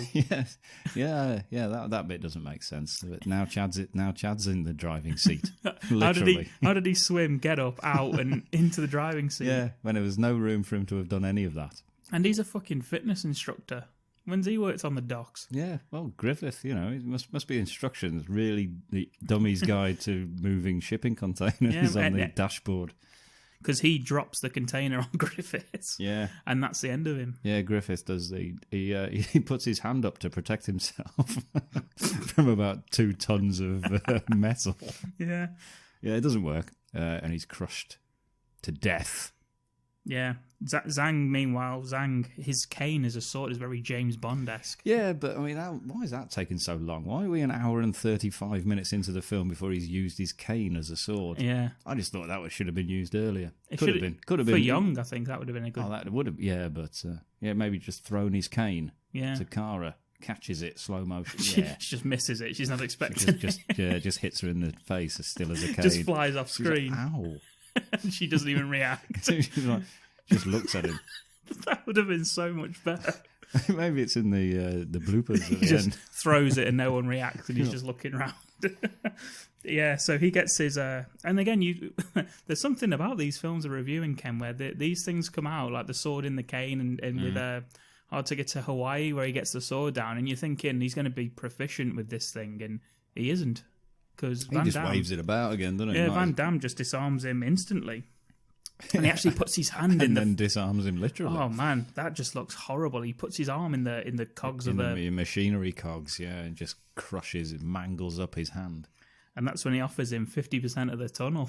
Yeah, I'll give you 50% of everything, which would mean he could get in, but then couldn't get out. He would be trapped in the tunnel. I don't know if he's going to be able to take 50% of the tunnel back with him. And then Alex just he's not taking any deal. He just lets Zhang fall to his death because I don't know why there's a like a what's it called, a conveyor belt up there. Yeah, why? Well, yeah. Why is that there? For special prizes. Yeah, to throw old Chinese men off it. It's yeah. That starts moving, and then Alex just lets him fall, and he falls to his death. Yeah, really, really, really long way to his death. Yeah, it's a really, really high up. Yeah.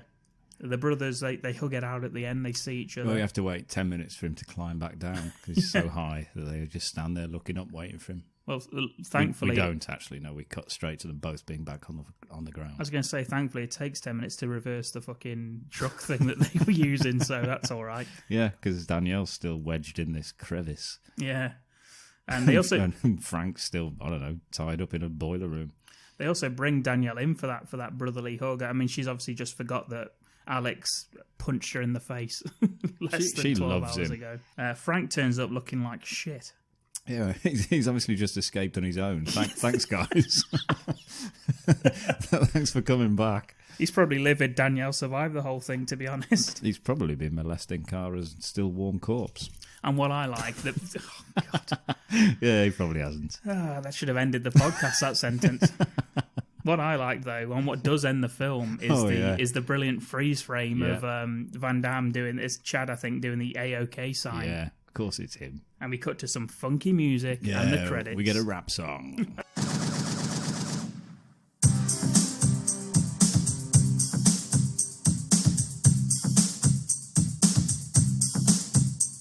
Jump back and get ready, 'cause I'm gonna even the score. Where does this rank for you in Van Damme films, Ken?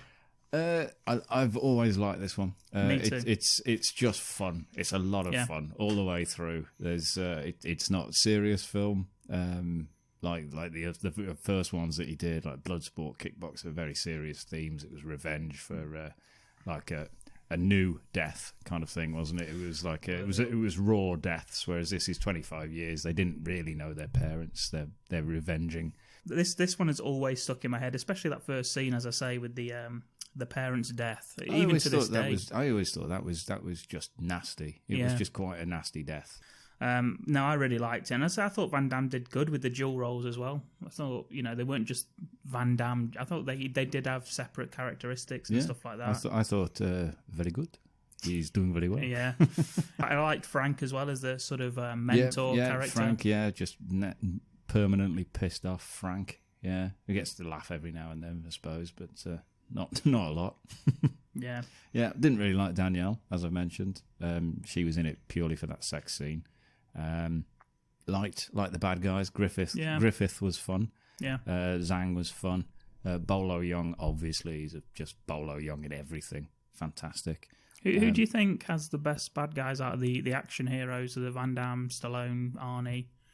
Who do you think has the best bad guys? Well, Van Damme's used Bolo Young more than once. I don't know if the others don't really do that, do they? No. They don't really bring back. I mean, not including franchises, obviously. I mean, Arnie's fought the fucking devil at one point.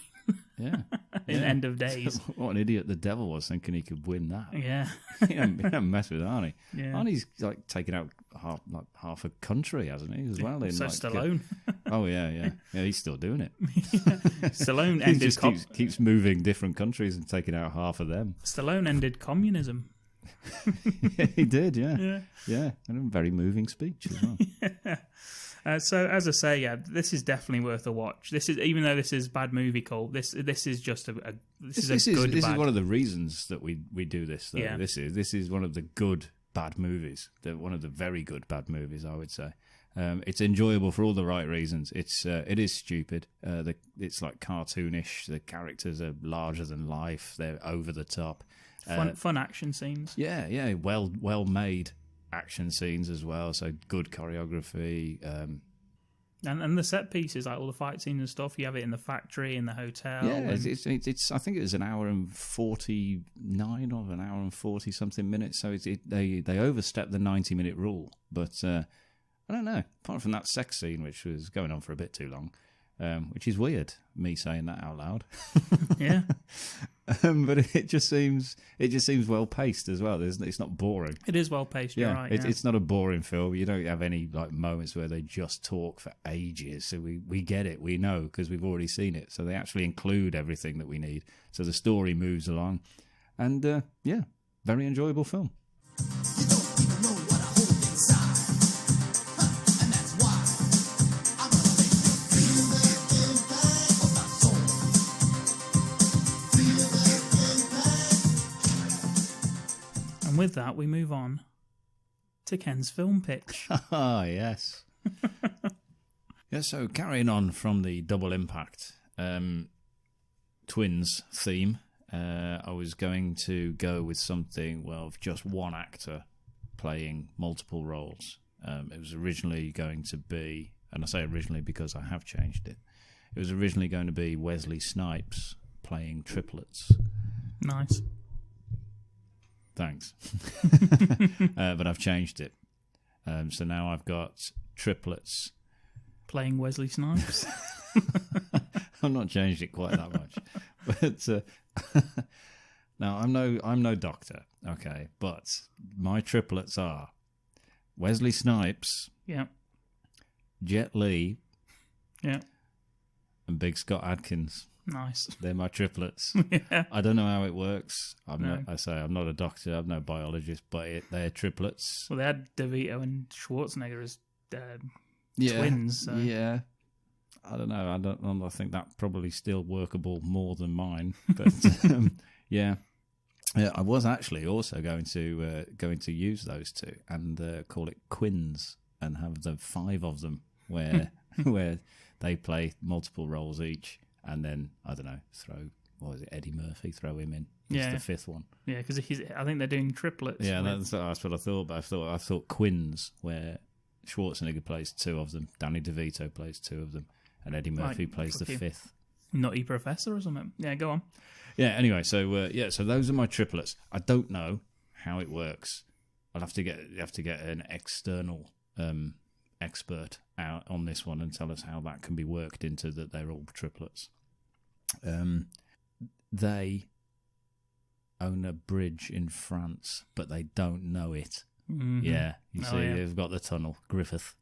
I've got the same sort of tunnel thing, but it's a bridge because I didn't want to use a tunnel because it'd be too close. Yeah, bridges are above water, aren't they? So that's correct. Yes, that's the very basis of a bridge. Yeah, it'd be useless if they were underwater. Yeah, good thinking. The bad guys. Okay, I've got some bad guys for you because there's 3 good guys there. Obviously, I've got Jean Reno from Leon, Vincent Cassel, yeah, and Georges St-Pierre. Oh, I thought it was going to be Gerard Depardieu. No, it'd be ridiculous. I can't get him. He don't want to do this. Certainly not in these roles. No. Maybe get a cameo off him. Yeah, as the butcher. We probably could, yeah. As Cyrano. Yeah, we'll definitely have a butcher in it. Yeah. Why wouldn't we? It's about stolen bridges. Yeah, and stolen meat. There's some meat in the bridge. Yeah. That's one of the clues. Yeah, and that's all I've got. That's the plot. Yeah, they've stolen a bridge. I don't know, they probably killed their parents. I haven't got any parents for them because I need to wait until my doctor comes in and tells me how they can be triplets. So before doing some background. Yeah, before casting the parents, I'd need to know what would be required for those 3 to be triplets. Yeah, a lot, I imagine it would be his answer. Could it be, I don't know, military meddling with genetics? I don't know, you fall on that Usually trope quite often. Yeah, well, it's got to be. They used it quite often. Yeah. Usually. Are you seriously telling me if we can get a Sharktopus versus whale wolf, we can't get 3 humans? Whale wolf? Have you not seen that one? No. It's shit. What is it? I'm just thinking of a wolf with like blubbery skin. Why the fuck would that work? It's worse than that. What is it? Oh, it's like a whale on land that looks more like a wolf without any whale attributes whatsoever. Really. Just as a blow-all. Yeah. Yeah. Fucking hell. Yeah, it really is poor. What about our mate Carl Weathers? What's he doing? Well, Carl Weathers is in it, obviously. Yeah, is he there? He's the cop. Yeah. He's the police chief. Yeah. Trying to keep a lid on everything. Yeah. This one's actually called, and this is, I was thinking about calling it Ménage à Trois, but because there's 3 of them. But no, because that means something else. So I didn't call it that. But it's Menace Tricolore, which means Triple Threat was another one I thought of. Scott Adkins already done a film called Triple Threat. Yeah. So ruined that for me. Thanks, Scott. Good film though. Anyway, what does it mean? 3-colour threat. Oh God. But the tricolor is also the name of the flag of France. Yeah. So I could get away with that with the lawyers. Jesus. What? No, you've explained it on this podcast. Well, no, you're the one who laughed at it. I was just stating the fact. Mm. It that's what it is. So there you go. Are they separated at birth, like in Double Impact? Of course they are. So Jet Li was taken to France. Wesley Snipes was taken to the south of France. Wesley Snipes was taken to China. Yeah, Scott Adkins went with Dave Lee to work in EastEnders. I thought that would be really good. I think because you've got the martial arts prowess. That's what I'm thinking. Yeah, is Snipes? Is he like a trained? He's done Blade, hasn't he? He knows what he's doing. Yeah. Is he like He's a... no slouch. Yeah. He was good in the original Undisputed, actually, as well as a boxer. Yeah, he was good. And as you say, Blade as well. And Demolition Man, he's good in that too. So there you go. Without looking it up, yes, of course he is. Yeah. He's highly proficient. Yeah. That's why I've got Georges St. Pierre, of Yeah. course, because we've got to have a bad guy who can GSP. fight. Yeah, we've got to have a guy who can fight. And he's the man. Yeah.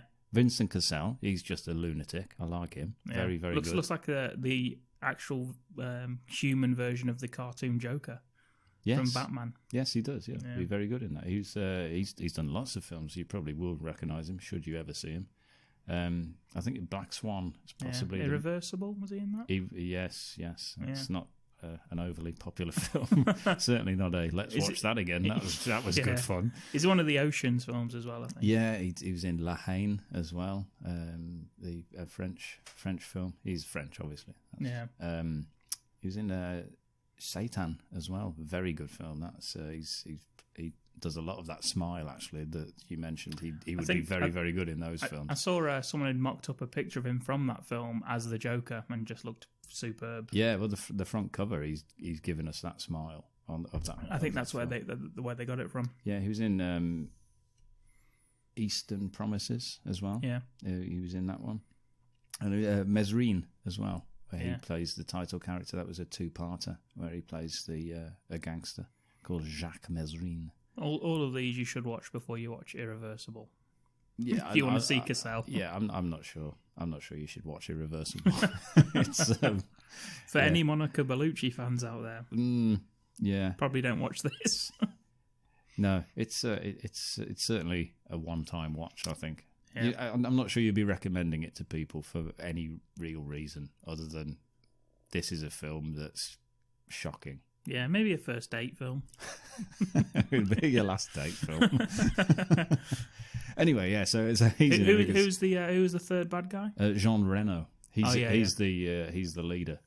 He's Yeah. the leader of the bad guys. Obviously, you got Vincent Cassel's his right hand man, and GSP. Yeah, is how they find where they need to go. Yeah, great. No, I like it. I do. I like it. I think it's great. I say there's not much of a plot. It's a bridge. Well, I mean, it's that they've nicked off them. I don't know what if it works for a tunnel, surely it's got to work for a bridge. It's an action film. It doesn't have to have much of a plot as long as it's got good action in it. Plus, and I think those guys. I think with a bridge, you can have some abseiling down from it, can't you? You can rappel down. What, you're making money off this little? No, I'm just suggesting. No, in the film. Oh right, okay. Yeah, I thought you were about like tours. No, yeah, we could do little. Remember this from the film. Now you can do it too. Do fish and chips. No. It was just I was immediately thinking of a fantastic action sequence. Yeah, there's absolutely no doubt in my mind that we're going to have to change the title of it. Why? I've looked it up. It's French. Yeah, well, I've put me translator on and had a look just to see what it is. It's the name of the flag. Yeah. I was going to say that's the French Connection, but that's a different film. Obviously, far better than this. Anyway, yeah, Carl Weathers. Carl Weathers is the police chief. Is he French or is he American? Brought over to handle what's going on? He's just Carl Weathers. Yeah, he's himself. I mean, what law enforcement does he work for? The police. He's a cop. You've heard it here, then, folks. What's it called? Menace Tricolore. Yeah. Coming to a theatre near you. We're all waiting for the Snipes Lee. Who was the other one? Adkins. Scott Adkins. Jesus, man. It's like I said it last week. I'm doing it right now. It's live. The trifecta. Then keep an eye out for that one. I don't see anything wrong with this. I don't either. I'm looking forward to it. Yeah, I've got no female characters. I don't know if you noticed that. And we can get some random British actress to... Yeah. Probably strip for it and then never be seen again, I'm sure. Oh, that sounds like a threat. And with that threat, we're going to bring this podcast to a close. Thank you for listening. If you want to give us a like, please give us a 5-star review on Apple Podcasts. That helps to keeping this podcast going. If you want to subscribe to us on Spotify, we're also on Twitter. We're on Facebook. Search Bad Movie Cult and join the group there where we chat with everyone about films we've watched and whatnot. We're also on Instagram, just Bad Movie Cult. There's a lot that we don't talk about on here as well that we put on there. Yeah. We just stuff that we watch, but we never will discuss on here. We're just watching it at the moment. So I like to do that. Anyway, if I'm watching a film, I'll just let you know. I don't care whether you're interested or not. Yeah. It's there. You actually spoke to Olof Ittenbach on Facebook recently. Yes. He's the director of Prometheus, which Yes, we'll cover. yes. One of our friends. You were talking about buying him off eBay. Robert, yeah. Well, Robert looked him up when I tagged him, and Robert looked him up and said, "How is this guy single?" Yeah, I saw that. Yeah, and that was enough to provoke a response from Herr Ittenbach, who said, "If you can send me some lovely ladies." So he is available out there, ladies. Olaf Ittenbach. And that, as I say, that conversation ended with you trying to buy him off eBay. Yeah, I said I would, yeah. So we've got to raise money. We've got to get noticed just so we can buy Olaf Ittenbach to add to Ken's collection. I don't know. Obviously, my collection of German gore film directors, because it's been a while since I've added to that collection. And with that bombshell, all that's left to say is thank you for listening, and we will see you next time. Merci beaucoup. You don't even know what I hold inside. And that's why I'm gonna make you feel the impact of my soul. Feel the impact. He looks exactly like you. Look like me? You, of all people, should know I would never in my life wear black silk underwear.